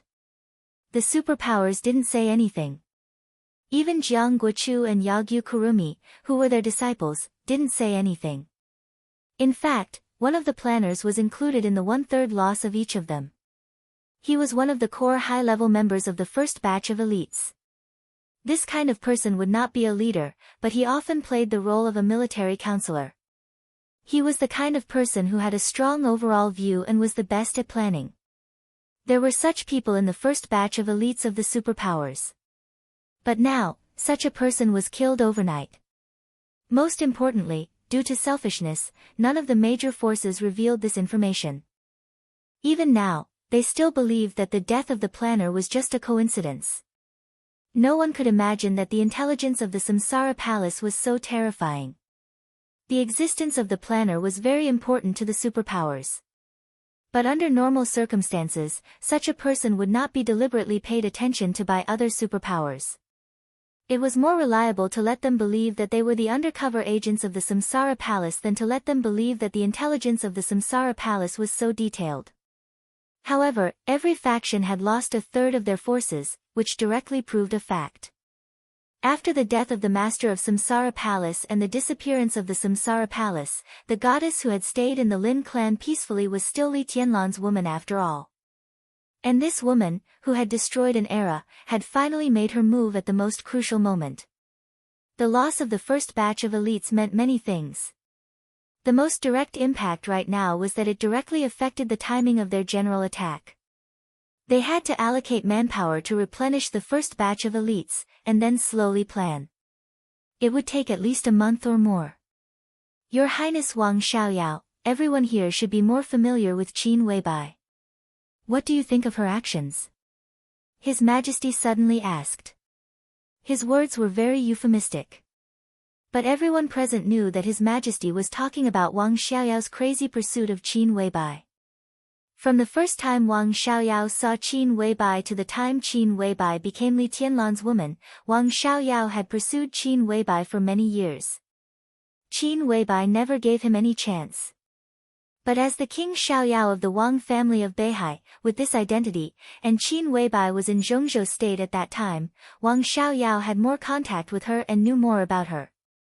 Wang Xiaoyao had a faint smile on his face. After entering this conference room, he seemed to have this expression all the time. He had a faint smile, eccentric, and looked surly and cold. Dominate the overall situation. Well, if you also think that she wants to dominate the overall situation, I also think so as not to cause unnecessary misunderstanding. Wang Xiaoyao said lightly. What do you mean, Your Highness? Zhu asked, narrowing his eyes. Wang Xiaoyao ignored him. Everyone seemed to be deep in thought and did not pay attention to him. His Majesty did not speak either. The reason why Zhu could sit here was because he was the only invincible realm killer in the Dark World and because of his strong combat capability. But after all, he was just a new invincible realm killer. Before entering the invincible realm, a thundershocking realm expert, even a top assassin of half-step invincible realm, could not be qualified to sit here. Similarly, he was unlikely to be too deeply involved in some major events. But others were different. The two major sects in East Island. Knights Templars. The Jiang family of South America.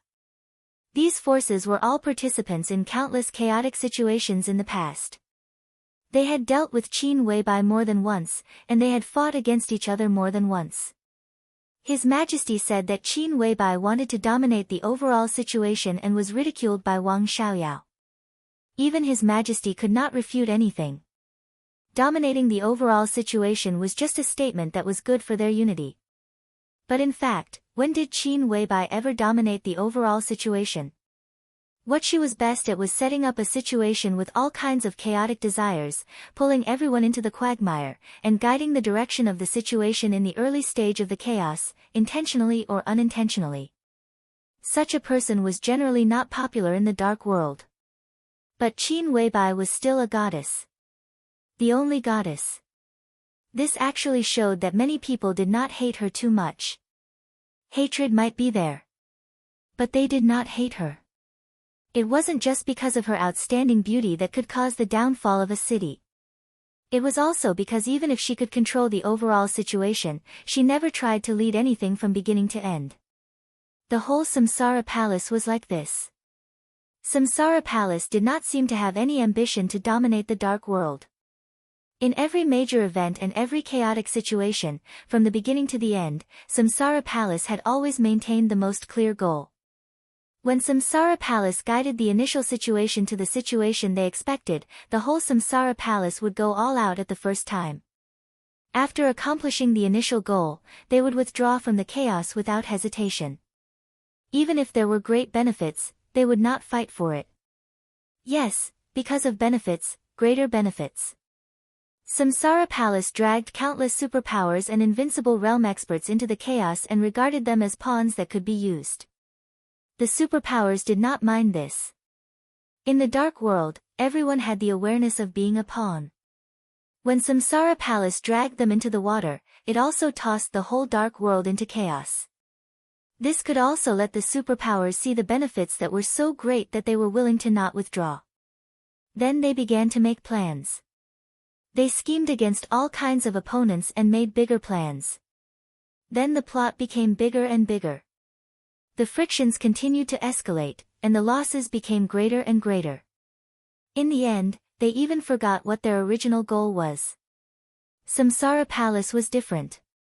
They only had one goal, and there was no so-called greater benefits. The dark world was turbulent, blood flowed like rivers, and corpses were everywhere.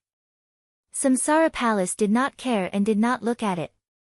What they cared about was the goal that they had set before the chaos. They did not forget their original goal. In this regard, Samsara Palace did not only well, but it was even rational to the extent of restraint. Moreover, in the countless chaos created by Samsara Palace, although it would drag other superpowers into the water, in the chaos, as long as they did not provoke Samsara Palace and their goals, they generally would not take the initiative to provoke others. All the losses of the superpowers were caused by the killing of each other because they had the necessary benefits. Was Samsara Palace the culprit? For the superpowers that had long adapted to the law of the jungle, the culprit was not anyone, but failure. Only failure. Winner takes all. Failure was the culprit. As long as they won, they could get greater benefits. If they failed, who else could they blame but themselves?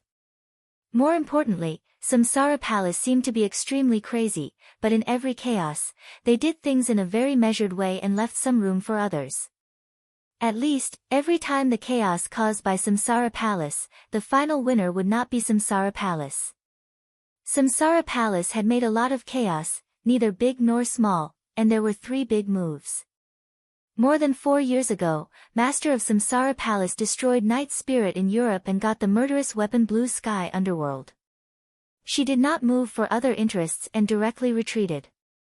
In that battle, Dark Knights had the last laugh, completely stabilized their position as the leader of Northern Europe, and even vaguely suppressed the Vatican in Northern Europe. It was a win-win situation. Night Spirit was destroyed. Master of Samsara Palace challenged Gu Xingyun and created the final battle of Heaven Capital. The rise of the Purgatory of Heaven Capital was a win-win situation for Samsara Palace and the Purgatory of Heaven Capital. Li Tianlan came back from the dead and completed his martial arts. Zhongzhou State also put down its guard because of the weakness of East Island. In the final battle of Heaven Capital, Samsara Palace was not the only one who gained something. The chaos in Eastern Europe seemed to be the most tragic. Most of the power of Samsara Palace was used on the Wang family of Beihai. Let Beihai fall into hell forever. The whole of Mormons became an empty city in the absolute domain. Countless elites were buried in foreign lands. The sword that crossed Mormons was so decisive. But even so, in the chaos in Eastern Europe, Samsara Palace made Li Tianlan the biggest beneficiary and still did not block all the ways for the Wang family of Beihai to take over Snow Country. It was just that Snow Country benefited Wang Xiaoyao in the end. This was Samsara Palace. Samsara Palace was so dedicated to its goal that it did almost everything. Such a force and such a goddess might make other forces feel as if they were facing a formidable enemy. But there were not many feelings of disgust. Because this was the dark world. His Majesty said that the goddess wanted to dominate the overall situation, which meant that she wanted all forces to stand on the opposite side of Qin Weibai. But after understanding Qin Weibai's behavior pattern, everyone was thinking about whether they could become the second winner in this battle. Because of the goddess's style of doing things, there was always room for leeway, or she was too focused to care about other things. But no matter what, there was always room for leeway. His Majesty squinted at the major forces with their own thoughts, shook his head subconsciously, and suddenly changed the topic. Why did Beihai suddenly attack Zhongzhou State? This is tantamount to a declaration of war, the kind that will not stop until one side is dead. Wang Xingxiao will not be so brainless or irrational. The leaders of the major forces who were thinking were stunned and looked at Wang Qinglei at the same time. His Majesty's question was also the key. If Zhongzhou State did nothing, how could Mount Dibing, which had been enduring, go crazy? Wang Qinglei's face was gloomy, but in the face of these collaborators, he had to give an explanation. Because of the termination plan. His voice was a little hoarse. Hoarse. What is the termination plan? His Majesty was a little puzzled. The Prime Minister personally launched the termination plan. He secretly searched for Wang Yuetong in the entire territory of Zhengzhou State, including Beihai Province, and killed her at all costs. Wang Qinglei said softly. He paused, looked at everyone's changed faces, and had to explain, because if we guessed correctly, in the negotiation between Wang Xingxiao and Li Tianlan, Wang Yuetong is likely to become the next patriarch of the Wang family of Beihai. So the plan didn't succeed, but Wang Xingxiao knew it. His Majesty's tone was relieved, as if he had completely understood. Wang Qinglei did not speak. The result was already obvious. Stupid teammates. Jiang Guochu said with a smile. His voice was soft. It's so stupid. Tianhai Wuji snorted heavily. It does look like this. Wang Qinglei nodded. But have you thought about it? If the termination plan succeeds, how likely is it that Li Tianlan and Beihai will work together? Even if Wang Yuetong is dead, the possibility of their cooperation still exists, but it will be much smaller. But it doesn't matter. The dark world always talks about results, so this termination plan of Zhengzhou State is really stupid and hopeless. But it doesn't matter. What matters is that I really want to know how your Prime Minister is going to make up for such a serious mistake. It sounds like Zhengzhou State wants to cut off the connection between Li Tianlan and Beihai. Moraid lit a cigarette and said with a smile, but now, if Li Tianlan knows about this, he will be more determined to cooperate with the Wang family of Beihai. It seems that his previous promise to Zhengzhou State can also be torn up, right? Li Tianlan won't know about this. Wang Qinglei said calmly. What? His Majesty was stunned and seemed to think it was a little ridiculous. I mean. Wang Qinglei's eyes swept across the audience, and he said word by word, Li Tianlan won't know about this. Regarding this war, the Prime Minister has obtained the highest authority. At this time, the army of Beijiang has begun to completely block the area within 100 miles of the desert prison. The land and air are all blocked. At the same time, we forcibly shut down all the communication signals of the desert prison. Gu Qianchuan, the first elder of Kunlun City and an expert of the Invincible Realm, will personally go to the desert prison. Now the desert prison is like an isolated island. No one can get close to the desert prison, and no one can leave. No news can be passed in. Everyone's heart trembled. Zhengzhou State's response was so resolute and fierce. Obviously, the Prime Minister had decided to fight. Even if it meant offending Li Tianlan to death. Your blockade, His Majesty took a deep breath and said, how long do you think it can be blocked? So be quick. Wang Qinglei said calmly, we must solve Mount Dibing as soon as possible. At that time, without the help of Mount Dibing, Li Tianlan will be easy to solve. You can block the desert prison, but can you block Tiannan? Li Tianlan doesn't know about it, but it doesn't mean that Emperor Dong's palace doesn't know about it. Jiang Guochu shook his head. So what if Emperor Dong's palace knows about it? Without Li Tianlan's order, what can they do? And even if they really dare to appear on the battlefield, Emperor Dong's palace without Li Tianlan is nothing to be afraid of. His Majesty nodded subconsciously, and then shook his head. Emperor Dong's palace without Li Tianlan is nothing to be afraid of. Yagyu Kurasumi said indifferently, what did Saint Wei Kunlun say? What did Situ Tsangyue of Sai City say? What did the Dongqing clan say? These are not the questions you should consider. Wang Qinglei said seriously, Zhengzhou State can guarantee that when the war breaks out, neither Wei Kunlun nor Situ Tsangyue will appear on the battlefield. As for the Dark Knights of Northern Europe, I can also guarantee that the woman Flaming Fire will not appear on that battlefield. His Majesty took over and said calmly. This was their initial deal. Flaming Fire, Saint, and Hidden God. They could be said to be Li Tianlan's greatest help now. Since the desert prison was blocked, Zhongzhou state could not let anyone close to Li Tianlan participate in the war. Saint and hidden god would be solved by Zhongzhou state. As for the Dark Knights of Northern Europe, the Vatican and the Jiang family of South America would naturally allocate a part of their strength to contain the Dark Knights in Northern Europe.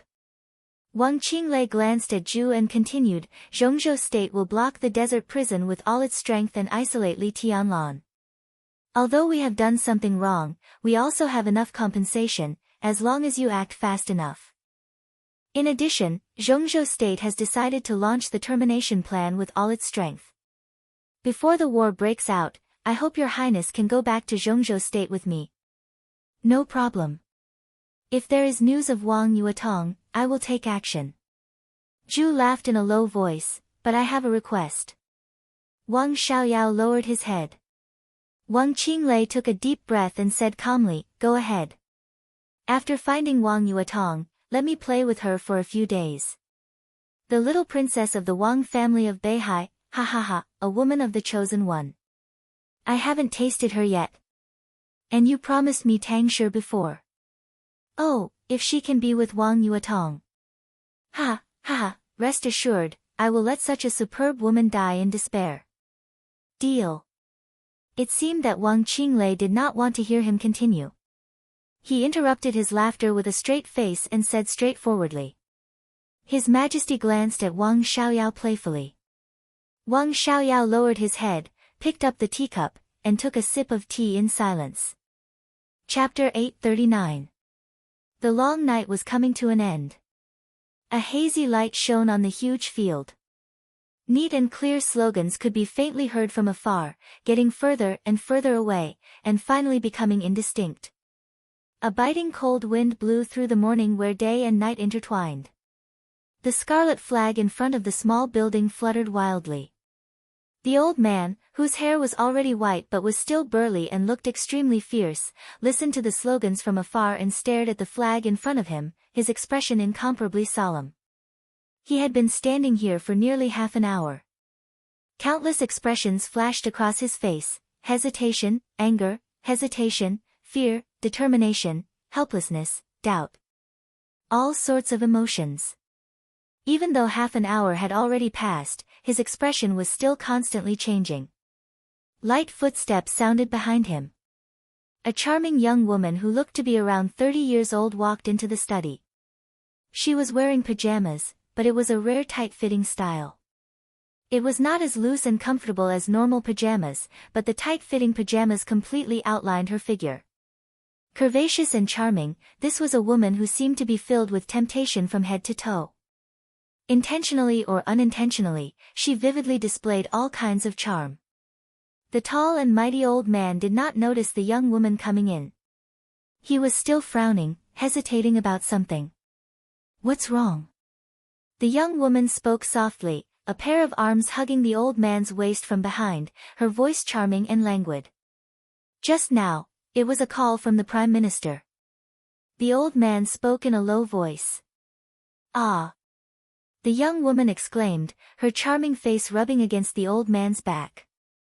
She giggled and said, the Prime Minister personally called you, is it because you're going to be promoted? To Yuzhou? Or the southeast? Nonsense, you're just thinking about my promotion.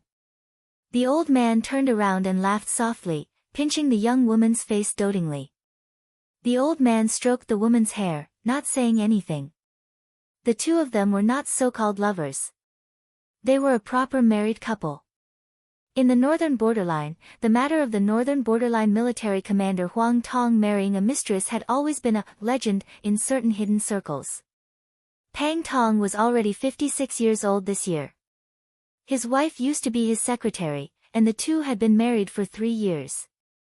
3 years ago, his wife was 25 years old, only 2 years older than Huang Tong's son. Their marriage had caused a lot of rumors. However, after a few years of marriage, the two seemed to be harmonious and sweet. Under the manipulation of some people, the mockery and ridicule had decreased a lot. Commander Huang really loved his wife very much. Thinking about the promotion she had been longing for, he narrowed his eyes and said softly, but what you said isn't wrong. There is indeed a chance for a promotion. Where to? The young woman's eyes sparkled. Yu Province, Southeast Province, Nanua Province, or even the military headquarters. The old man subconsciously opened his mouth, then immediately realized that there were some things that he shouldn't say. He shook his head and softly said, "Go back to sleep, I have something to deal with." The young woman blushed and stammered, You don't exercise anymore?" "I'll exercise again tonight." Huang Tong shook his head, put on his military uniform, and began to make a call. The young woman kissed him, then turned and walked out of the study. When she was about to leave the study, Huang Tong's dignified voice sounded from behind. "Oh Yang, come to my office right now." The young woman's footsteps paused slightly, then she quickened her pace. From an angle that her husband couldn't see, her eyes were a little flickering. "Oh Yang." There might be more than one person with the surname Oh Yang in the entire Beijiang military region, but there was only one person who was qualified for Huang Tong to call in person. The commander of the 43rd Army of Zhongzhou State stationed in Beijiang. Major General Ouyang Pengfei. He was the well-deserved #1 expert in Beijiang of Zhongzhou State, and also a super soldier personally trained by Zhongzhou State. The young woman looked back at Huang Tong, smiled sweetly, and gently closed the door. Huang Tong wore a military uniform and sat in a chair. Through the window, he looked at the blurry scarlet flag outside, and his face became more and more solemn. Ouyang Pengfei flew fast. His main duty was to lead the 43rd Army of Zhongzhou State. But he still held the position of deputy commander of the Beijiang military region. His residence was not far from Huang Tong's, so they could be said to be neighbors. When he hurried into the study, Huang Tong had completely calmed down. He walked out from behind the desk, sat on the sofa, waved his hand casually, and said tiredly, "Sit down." Ouyang Pengfei sat opposite Huang Tong and was a little confused. "Commander?" "Yes." Huang Tong nodded lightly. The relationship between the two was extremely close, and they were both capable generals of the Prince Group. There was no need for too much courtesy between them. "The Prime Minister just talked to me on the phone. He asked you to come here to give you a message." "Go ahead." Ouyang Pengfei's expression suddenly became serious. A few hours ago, Wang Xingshao, the patriarch of the Wang family of Beihai, launched a cleanup operation in Beihai. He personally issued an order that from today on, anyone who enters the border of Beihai without permission will be killed. All foreign combatants and intelligence personnel who don't belong to Beihai or even Mount Dibing are included in the cleanup scope. Before I spoke to the Prime Minister on the phone, 4 major generals of Zhongzhou State had died under Wang Xingxiao's order. Huang Tong said flatly. Ouyang Pengfei raised his eyebrows little by little. Smack! He slammed his palm on the sofa and said furiously, "Bastard! Beihai is the territory of Zhongzhou State. Our general can go anywhere in Zhongzhou State. Who gave him the courage to attack a general of Zhongzhou State? It's just..." His voice was trembling with anger. In the end, he kept repeating, "Bastard, bastard." 4 major generals were killed in one night. Ouyang Pengfei himself was a major general of Zhongzhou State. Although he didn't know much about the 4 major generals who died in the line of duty, he also felt sorry for them when he heard the news. No matter what, the Wang family of Beihai was just a wealthy family in Zhongzhou State. What kind of behavior was it to publicly kill a general of Zhongzhou State? It's treason. Ouyang Pengfei said angrily, "The Wang family of Beihai should be killed." "Yes, but things have come to this point. The Prime Minister also made some mistakes. But it doesn't matter. What matters is that everything the Prime Minister has done is for the future of Zhongzhou State." Huang Tong said. Ouyang Pengfei nodded and said in a deep voice, "I understand." Huang Tong glanced at him and hesitated again. Ouyang Pengfei was keenly aware of Huang Tong's hesitation. He smiled and seemed to understand something. "Commander, if there's any military order, just say it. I'll obey any order. Do you need me to go to Beihai to fight?" "I have no problem." He was a top superior of the half-step invincible realm cultivated by Zhongzhou state. His real strength might not reach the level of the invincible realm, but it wasn't weak either. If they wanted to target Beihai, an expert like him would definitely be called up. Ouyang Pengfei's eyes were calm and fearless. Aren't you afraid of death? Huang Tong also laughed. Of course I am, but it's not a reason for me to retreat. Ouyang Pengfei said with a smile, I volunteer to fight. I hope Commander will allow me to go to Beihai to fight. No. Huang Tong shook his head. Your mission is not in Beihai, but here. Here. Ouyang Pengfei frowned. Beihai is crucial, but so is Li Tianlan. Huang Tong said. Ouyang Pengfei's face gradually changed, and he looked a little stiff. The possibility of Li Tianlan cooperating with Beihai is very high, which is what Zhongzhou state doesn't want to see. If we can destroy the cooperation between them, it's the best, but if we can't, Huang Tong took a deep look at Ouyang Pengfei. Anyway, Li Tianlan can't appear on the battlefield now, and he can't even leave the prison. Ouyang Pengfei's smile disappeared, and it was almost invisible. His eyes were a little evasive. So, the Prime Minister's order for you is to lead all the members of the 43rd Division to block everything around the desert prison at all costs. No one is allowed to enter or leave. The Beijiang military region will transfer elites to fully cooperate with your blockade operation. Huang Tong looked at Ouyang Pengfei's eyes and said word by word. Ouyang Pengfei couldn't laugh at all. Block the desert prison. Block Li Tianlan. This task was like a huge stone. His heart continued to sink, so much so that he almost couldn't breathe. This is, against Emperor Dong's palace and the one in the prison. Ouyang Pengfei's face was a little pale. Huang Tong didn't speak. His face was also a little pale. They were not afraid to offend the Wang family of Beihai at this time. But they really didn't want to offend Li Tianlan. Against the Wang family of Beihai, that was the action of Zhongzhou state. Countless forces were involved. They were mixed in, inconspicuous. Moreover, the Wang family of Beihai was more disciplined, so they would be relatively safe. But against Li Tianlan, they were in Beijiang. No. There would be a second force. Carrying out Chen Fengqing's order meant that they were the only force against Li Tianlan. Li Tianlan was not the Wang family of Beihai. He gave Zhongzhou state the impression that he was extremely crazy. Whether it was fighting against external forces or internal forces, he was extremely crazy and ruthless. The two tragedies of the Tang family and the Qi family in Yuzhou had fully explained what would happen if they angered Li Tianlan. At this time, in the face of this order, both Ouyang Pengfei and Huang Tong were a little scared. They really didn't dare to do it. But they had to do it. Huang Tong was very clear that Chen Fengqing had taken the lead in all the actions against the Wang family of Beihai. And in the shortest time, he got the support of most of the forces of the Prince Group. The Prince Group didn't have a good impression of the Southeast Group and the Wang family of Beihai. If there was a chance, they would not be polite. This was like a big gamble. The Prince Group thought they had enough chips and confidence to sit on the gambling table. Chen Fengqing might be thinking about the future of Zhongzhou state. But many people were also thinking about the future of the Prince Group.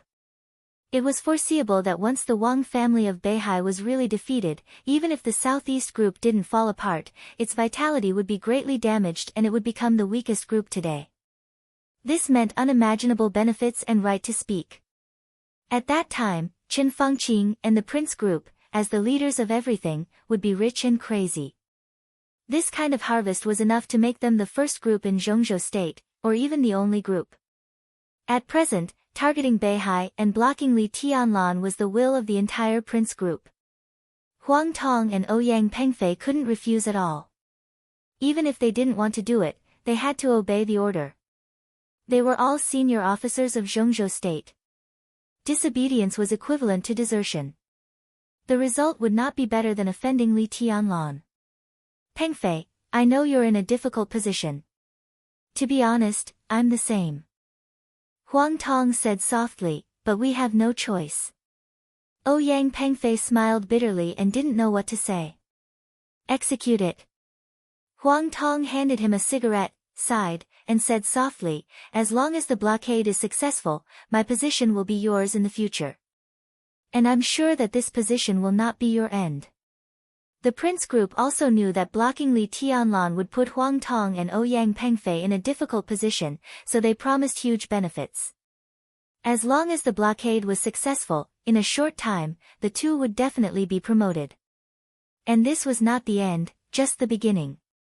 Of course the position of commander is good, but you have to be alive to sit in this position. Ouyang Pengfei said bitterly. What you said makes sense, but don't forget, this is the will of the whole group. You can give up this position, but you don't have the courage to block Li Tianlan. Do you have the courage to fight against the whole group? Ouyang Pengfei was silent for a long time, and then said softly, how long do I need to block the prison? The fastest is 1 month, the slowest is 3 months. Huang Tong took a drag on the cigarette. There should be a clear result in this period of time. Ouyang Pengfei scratched his hair irritably. What about the military area? Commander, how many people can you give me? This time, Huang Tong didn't hesitate at all and said directly, you can take as many people as you need. All members of the 43rd Army will take action. In addition, you can name everything in the Beijiang military region, and I will cooperate. I only have one request. Completely block the desert prison. No one is allowed to enter or leave. Pengfei, remember, this is a war. We can only win, not lose. Ouyang Pengfei was silent for a long time, and then asked, what if someone breaks in? People from the Wang family of Beihai, or people from Emperor Dong's palace? Huang Tong looked at him expressionlessly, and repeated again, remember, this is a war. At the same time he said this. Outside the study, in the master bedroom not far from him, the charming young woman took off her pajamas, lay on the bed again, and took out her mobile phone. She hid under the quilt, composed a text message with a calm expression, and then completely deleted her edited text message. There was a desert in Beijiang. There were also snow mountains. The flying snow fell in Kunlun City. In Kunlun City, Gu Xingyun picked up his mobile phone, looked at the text message sent on the mobile phone, and narrowed his eyes.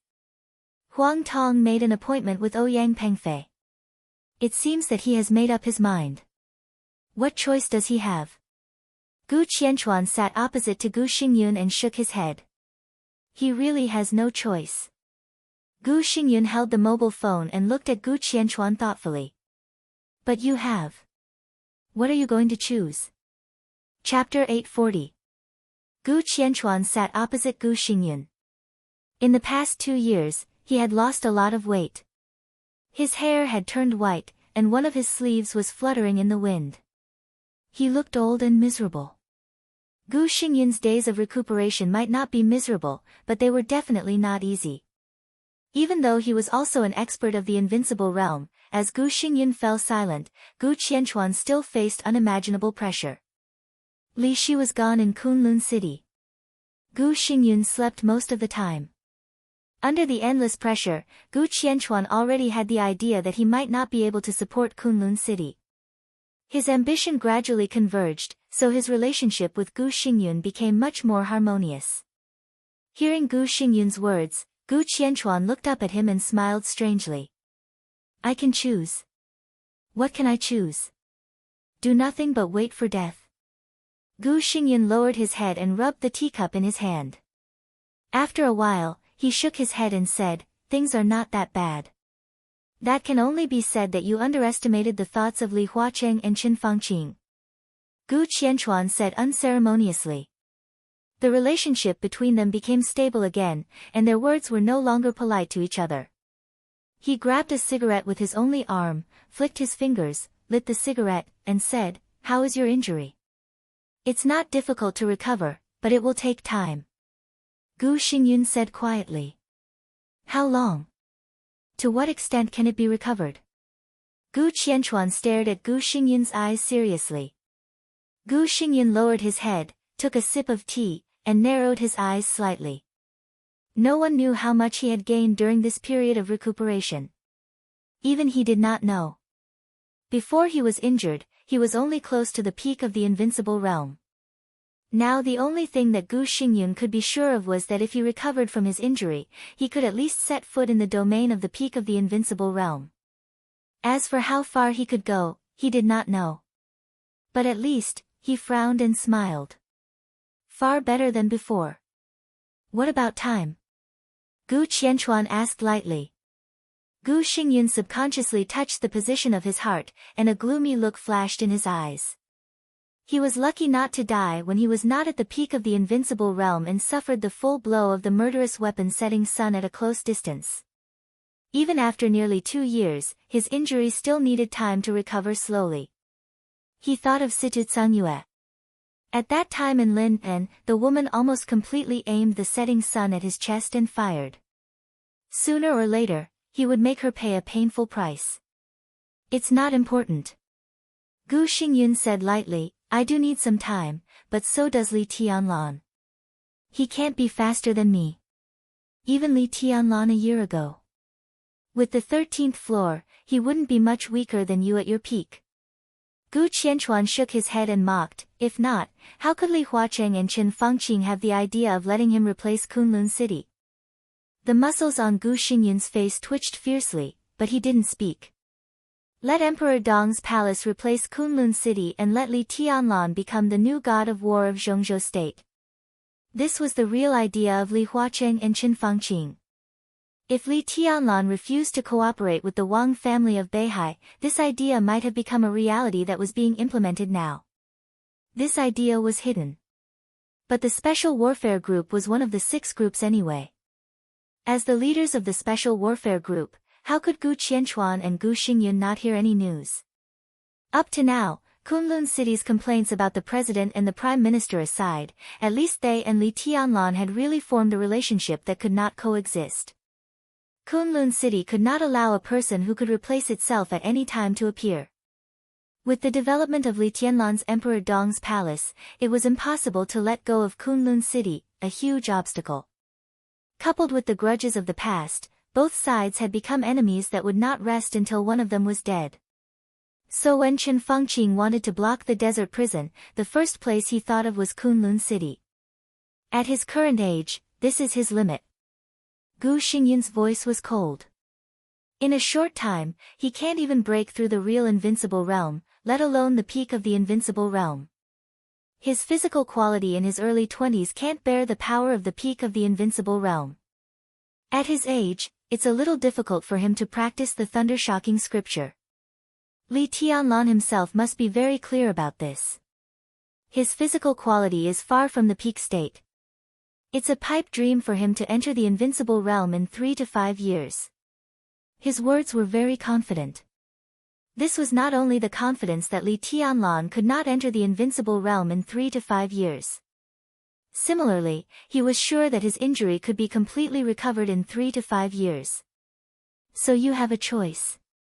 There's no need to fight with your life now. You're not waiting for death. You're now the acting governor of Kunlun City, so you can completely refuse Chen Fangqing's request. If you really want to deal with the situation, just send a few people to the desert to guard. Gu Xingyun said slowly. Seeing Wang Xingxiao's strength at the risk of fighting and Li Tianlan's domineering way of killing people at will, Gu Xingyun's thinking was slowly changing with the increasingly arrogant style of the younger generation. When he recovered from his injury, he would be at the peak of the invincible realm. Just as Li Tianlan once boasted. On that day, Kunlun City was the overall situation of Zhongzhou State. At that time, he would be the first to find Li Tianlan and kill Li Tianlan at all costs and in spite of all obstacles. At worst, he would go to the desert prison for a few years. When he came out, Kunlun City would still be Kunlun City. Gu Qianchuan's face was cold. There was a flash of hesitation in his eyes. Then he shook his head and said in a low voice, I'm not as generous as you. I've been like this since I was a child. I only know that we're helping the parliament now. It's the general trend. We have the advantage.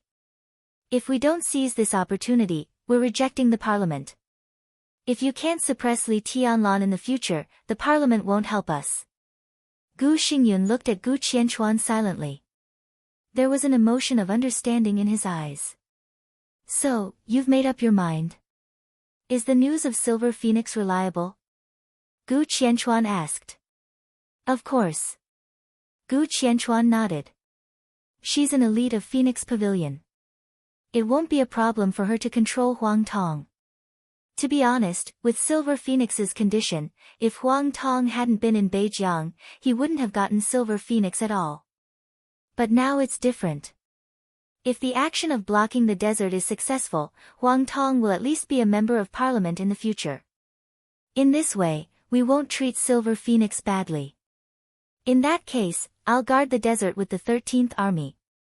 Gu Qianchuan touched his empty sleeves and thought of the young man who cut off his arm. A haze flashed through his eyes. He didn't want to let go of this opportunity. It was a win-win situation for the parliament and Kunlun City to block Li Tianlan with the power of Zhongzhou state. Moreover, he was not at ease with Gu Xingyun. No one could be sure that Gu Xingyun could really suppress Li Tianlan in the future. It would be best if he could kill Li Tianlan with the help of this incident. It was not impossible. Because this was a war. Take a few more people there. Gu Xingyun glanced at him and said quietly, if you meet Li Tianlan, be careful. Be careful means retreat if you can. Now you should not be his opponent. Gu Qianchuan sneered. That was me 2 years ago. You can make progress. Even if I lose an arm, I can't stay in the same place all the time. Gu Xingyun nodded, picked up the teacup, and said, have a nice trip. Gu Qianchuan did not speak. His figure moved and disappeared in front of Gu Xingyun in an instant. Gu Xingyun sat alone in his yard, holding a teacup and watching the wind and snow dancing in the sky. The darkness gradually began to dissipate. Gu Xingyun finished the tea in the cup and put it down. A slight and light footstep appeared in his perception and gradually approached his yard. Gu Xingyun was stunned. A warm smile vaguely appeared at the corner of his mouth, and he sat back again. No one knocked on the door. The gate of the yard was gently pushed open from the outside. A girl in a long skirt came in. There seemed to be a fog in the yard. It was as light as sand. It was a kind of hazy and ethereal aura. Ethereal, smart, dreamy, and cold. The whole yard seemed to be in a trance with the appearance of the girl. Some people's bodies seemed to truly have immortal energy. At a glance, it was as if they didn't belong to the mortal world, not eating the food of the mortal world. She wasn't arrogant, she was calm and quiet, but it was as if she was always standing outside the mortal world, cold, quiet, and perfect. Gu Xingyun quietly looked at the perfect girl who was like a fairy. His eyes were full of love, like a father seeing his own daughter. Teacher. The girl came to Gu Xingyun and bowed slightly. Silly girl, how many times have I said that when there is no one around, you can call me foster father. You can call me father directly. Gu Xingyun reached out and touched the girl's head. He said softly, why do you get up so early today? I'm meditating. The girl did not avoid Gu Xingyun's hand, but she was not close to him. Of course, she was not alienated either. It seemed that she was born to be cold. She looked only 14 or 15 years old, but her every move was with an indescribable calmness. If there is anything you don't understand, tell me. Gu Xingyun laughed, and his eyes became softer. Without Li Shi in Kunlun City, he seemed to have intentionally or unintentionally let go of Li Qingcheng. Instead, he was particularly fond of this girl who had just come to the mountain for less than 2 years. He taught her the martial arts of Kunlun City without reservation. Compared with Li Qingcheng, the girl enjoyed the real princess treatment in Kunlun City. It's okay. The girl said quietly. She looked at Gu Xingyun with her ethereal and dreamy eyes, and said softly, Teacher, why did Second Master suddenly go out of the city? Second Master has something to deal with. I'm injured, so I can only trouble him. The girl said yes. Looking at the falling snow in front of her, she was lost in thought. Her eyes were clear, but there was a yearning in the depths of her eyes. Gu Xingyun's heart moved slightly, and he smiled softly. Xian Yan, do you also want to go out of the city and have a look? The darkness was about to dissipate. In the morning light with falling snow, the girl named Gu Xianyan lowered her head and said softly, I don't know. After you go out of the city, where do you want to go and what do you want to do? Gu Xingyun continued to ask. Gu Xianyan still shook her head and said softly, I don't know. Well, Gu Xingyun pondered and smiled. Not knowing is a good thing, but also not a good thing. Since you don't know, you might as well go out and have a look. Maybe you will know what you want to do. He flicked the girl's white forehead and smiled. After dawn, I will arrange someone to send you out. No one will stop you if you want to do anything. But you can't get tired of the people who protect you. You are the princess of Kunlun City. It's not proper to have no one following you. Do you understand? A little joy flashed on the girl's delicate face, and she nodded hard. She looked at the gloomy sky above Kunlun City and whispered, Teacher, it's dawn. Gu Xingyun looked at her expression and could not help laughing. He touched the teacup and whispered, Yes, it's dawn. When it was dawn, Gu Qianchuan officially left Kunlun City. In the courtyard of Beijiang Military Region, Ouyang Pengfei left Huang Tong's office. The 43rd Army near the desert began to assemble quickly. This morning, in Kunlun City, which seemed to have been forgotten by many people, Gu Xingyun took Gu Xianyan's small hand and told her many times. He supported his unhealed body and sent her out of Kunlun City step by step. Chapter 841. The morning sun rose in the desert. The night passed completely. The 43rd Corps of Zhongzhou State directly took a shortcut into the desert when the sky just lit up.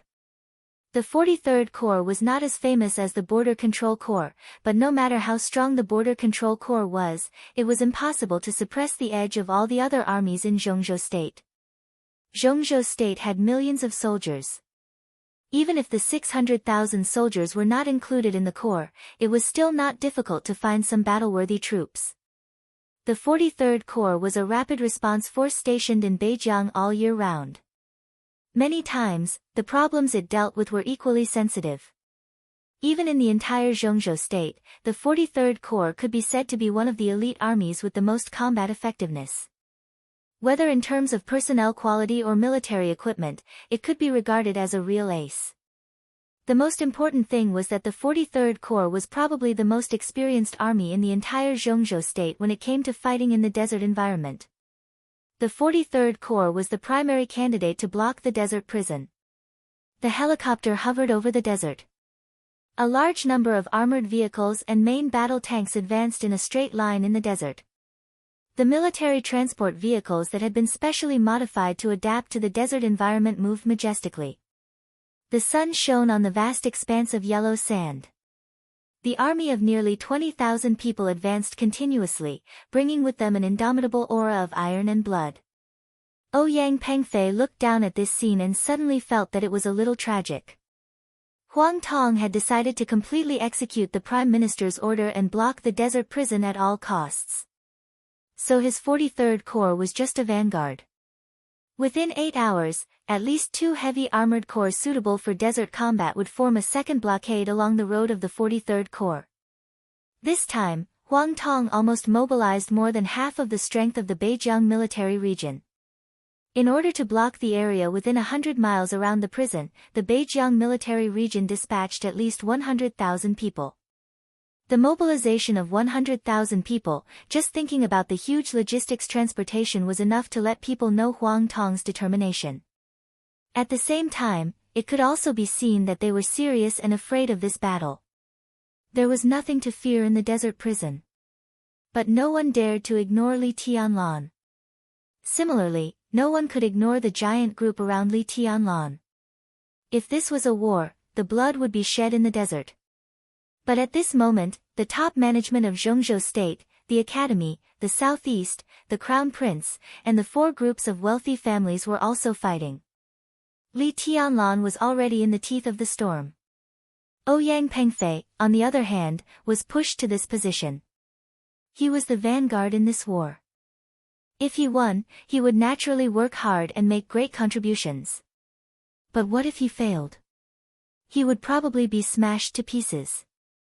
It couldn't quell the anger of Li Tianlan and the giant group. Ouyang Pengfei shuddered. In fact, he had never met Li Tianlan, at least not face to face. However, he had a good personal relationship with Qi Mulan. Every time he thought of Li Tianlan, he would think of the miserable end of the Qi family. And the person who had caused the tragedy of the Qi family had unconsciously become a shadow in his heart.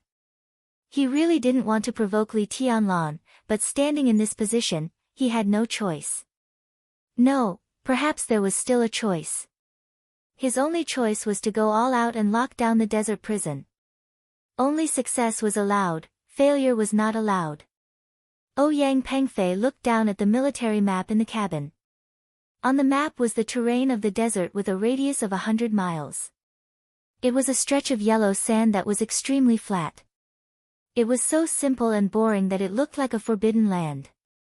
However, at this time, this land of danger was divided into countless pieces, marked with different colors on the map, and marked with numbers. Although this map, which had been hastily made, was crude, it was extremely effective in this kind of simple terrain. At present, our goal is the 4th zone. It's about 70 miles away from the desert prison, which is the most suitable blockade area. If we want to further narrow down the blockade area, we can advance about 3 kilometers in the 4th zone, which is the limit. Beside Ouyang Pengfei, the chief of staff of the 43rd Army stared at the map in front of him and said slowly, "How many kilometers can we advance without considering the third eye and the heavenly arrow?" Ouyang Pengfei looked at the map in front of him and said calmly, "General, we have no choice but to consider the third eye and the heavenly arrow. Even if Li Tianlan dares to attack us, he may not dare to use the sky arrow base. But the Eye of the Sky is a fully automatic military base with a killing range of 60 miles. Once the Eye of the Sky is fully opened, no one who enters this area can survive. Don't doubt Li Tianlan's courage. Although I haven't met him, many people say that he is a madman. Once we enter the killing range of the Eye of the Sky, it's impossible for him to not attack. In a fully automatic military base, he can easily explain that there is a code error or some other reason. No matter how ridiculous it is, as long as he says it, people will be willing to believe it." The chief of staff shook his head and said, "I know what you mean, but Zhongzhou State has frozen most of the commands of the Third Eye in advance. Li Tianlan can't use the Third Eye system." Ouyang Pengfei said, "If it can be frozen, it can be turned on." The chief of staff hesitated and said in a low voice, "General, don't forget who the current standing minister of the army headquarters is. His authority is enough for him to turn on all the frozen weapon systems. Similarly, he has enough strength to do this. The Dongqing clan is the richest family in the Zhongzhou state military. Who knows how many chess pieces they have in the military? Well, even if Dongqing Wudi doesn't do it, what kind of place is the desert prison? The most dangerous criminals are imprisoned there. No one can be sure whether there are cutting-edge super hackers there. If Zhongzhou State can freeze the system, maybe the desert prison can be unlocked. To say the least, if Dongqing Wudi restarts the system, it will be explained to the public that it's the dying struggle of the prisoners in the prison. Li Tianlan killed them and handed them over. This is an explanation, but our brothers who sacrificed themselves died in vain." Ouyang Pengfei gritted his teeth and said nothing. "We have to confirm one thing. Zhongzhou State has no intention to kill Li Tianlan, even the parliament. It's not a matter of whether they want to kill him or not, but whether they can kill him or not. Taking action against Beihai is always the most important thing. But neither the president nor the prime minister can be crazy enough to start a war with the Southeast Group and the Prince Group at the same time. So the blockade this time is just to limit Li Tianlan. At least I haven't received an order to limit the supplies of the desert prison so far." The chief of staff said softly, "So if I'm right, the parliament will make a big move against Beihai in the near future. It won't take too long, so we won't blockade the desert for too long. When the matter in Beihai is over, the parliament will have a talk with Li Tianlan, and he hesitated and didn't speak for a while. Go on. Ouyang Pengfei said quietly. We might as well wait and see. The chief of staff said calmly. Wait and see. Ouyang Pengfei smiled bitterly. We are at the forefront of this conflict.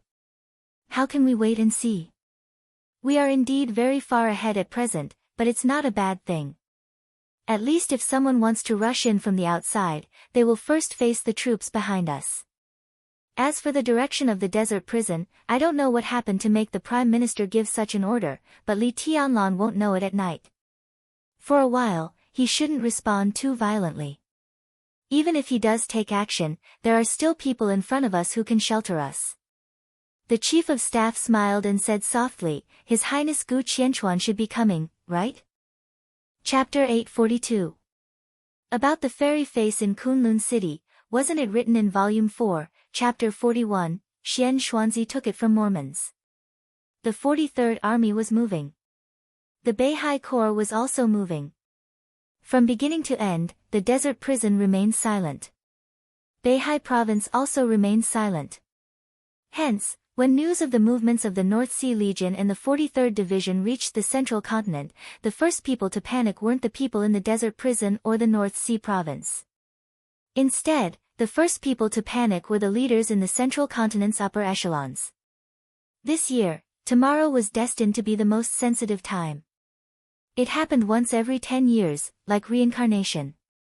These leaders had long been used to such changes, but as the situation developed, some conflicts became more and more intense. Until the 43rd Army began to blockade the desert prison, some immovable big shots in the upper echelons of Zhongzhou State were shocked to find that the whole situation had developed to the point of life and death. The end of this term was the beginning of the next term. The transfer of power from the old to the new was related to the fate of Beihai Province and the future of Emperor Dong's palace. It was no exaggeration to say that the change of power, Beihai, and Emperor Dong's palace had been closely linked because it involved the southeast, the Crown Prince, the Academy, and the Giant Group. Among the 6 groups in Zhongzhou State, the 4 strongest groups were involved and became the 2 sides of the game. The Beihai Group and the Special Warfare Group also had their own space to move. All the people in Zhongzhou State who were qualified to participate in this matter had already participated. Everyone had different pursuits, but the results they hoped for were the same. Li Huacheng and Chen Fangqing might be thinking about the future of Zhongzhou State, but more people were thinking about the possible benefits in the future. The game of Beihai was the key before the change of power. If Beihai won, the Academy and the Prince Group would naturally lose a lot of strength. If Beihai lost, in the next 10 years, their power would shrink again until they completely disappeared in Zhongzhou State. Many people were silently participating and silently observing. Observing the aggressiveness of the Prince Group and the academics. Observing the compromise and retreat of the Southeast Group and the Prince Group quietly.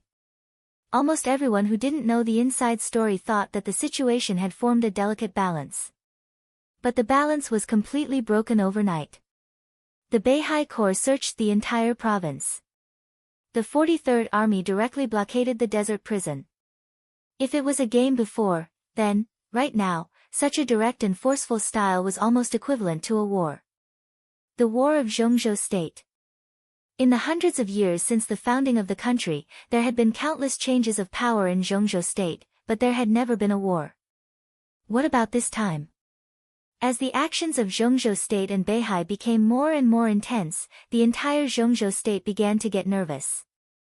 In the office of the executive minister of the army headquarters building, Dongchen Wudi smoked silently, squinting at a report from the Beijiang military region in his hand. The report was very short, and the content was even simpler.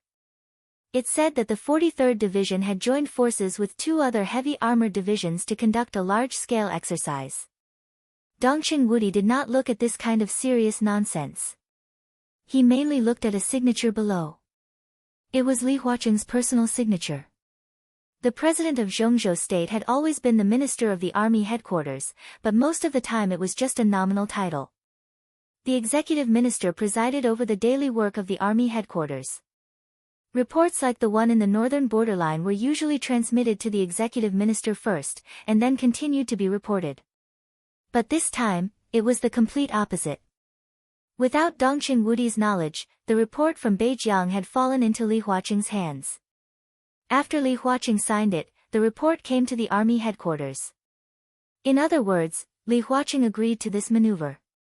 Under such circumstances, Dongqing Wudi's opinion was no longer important.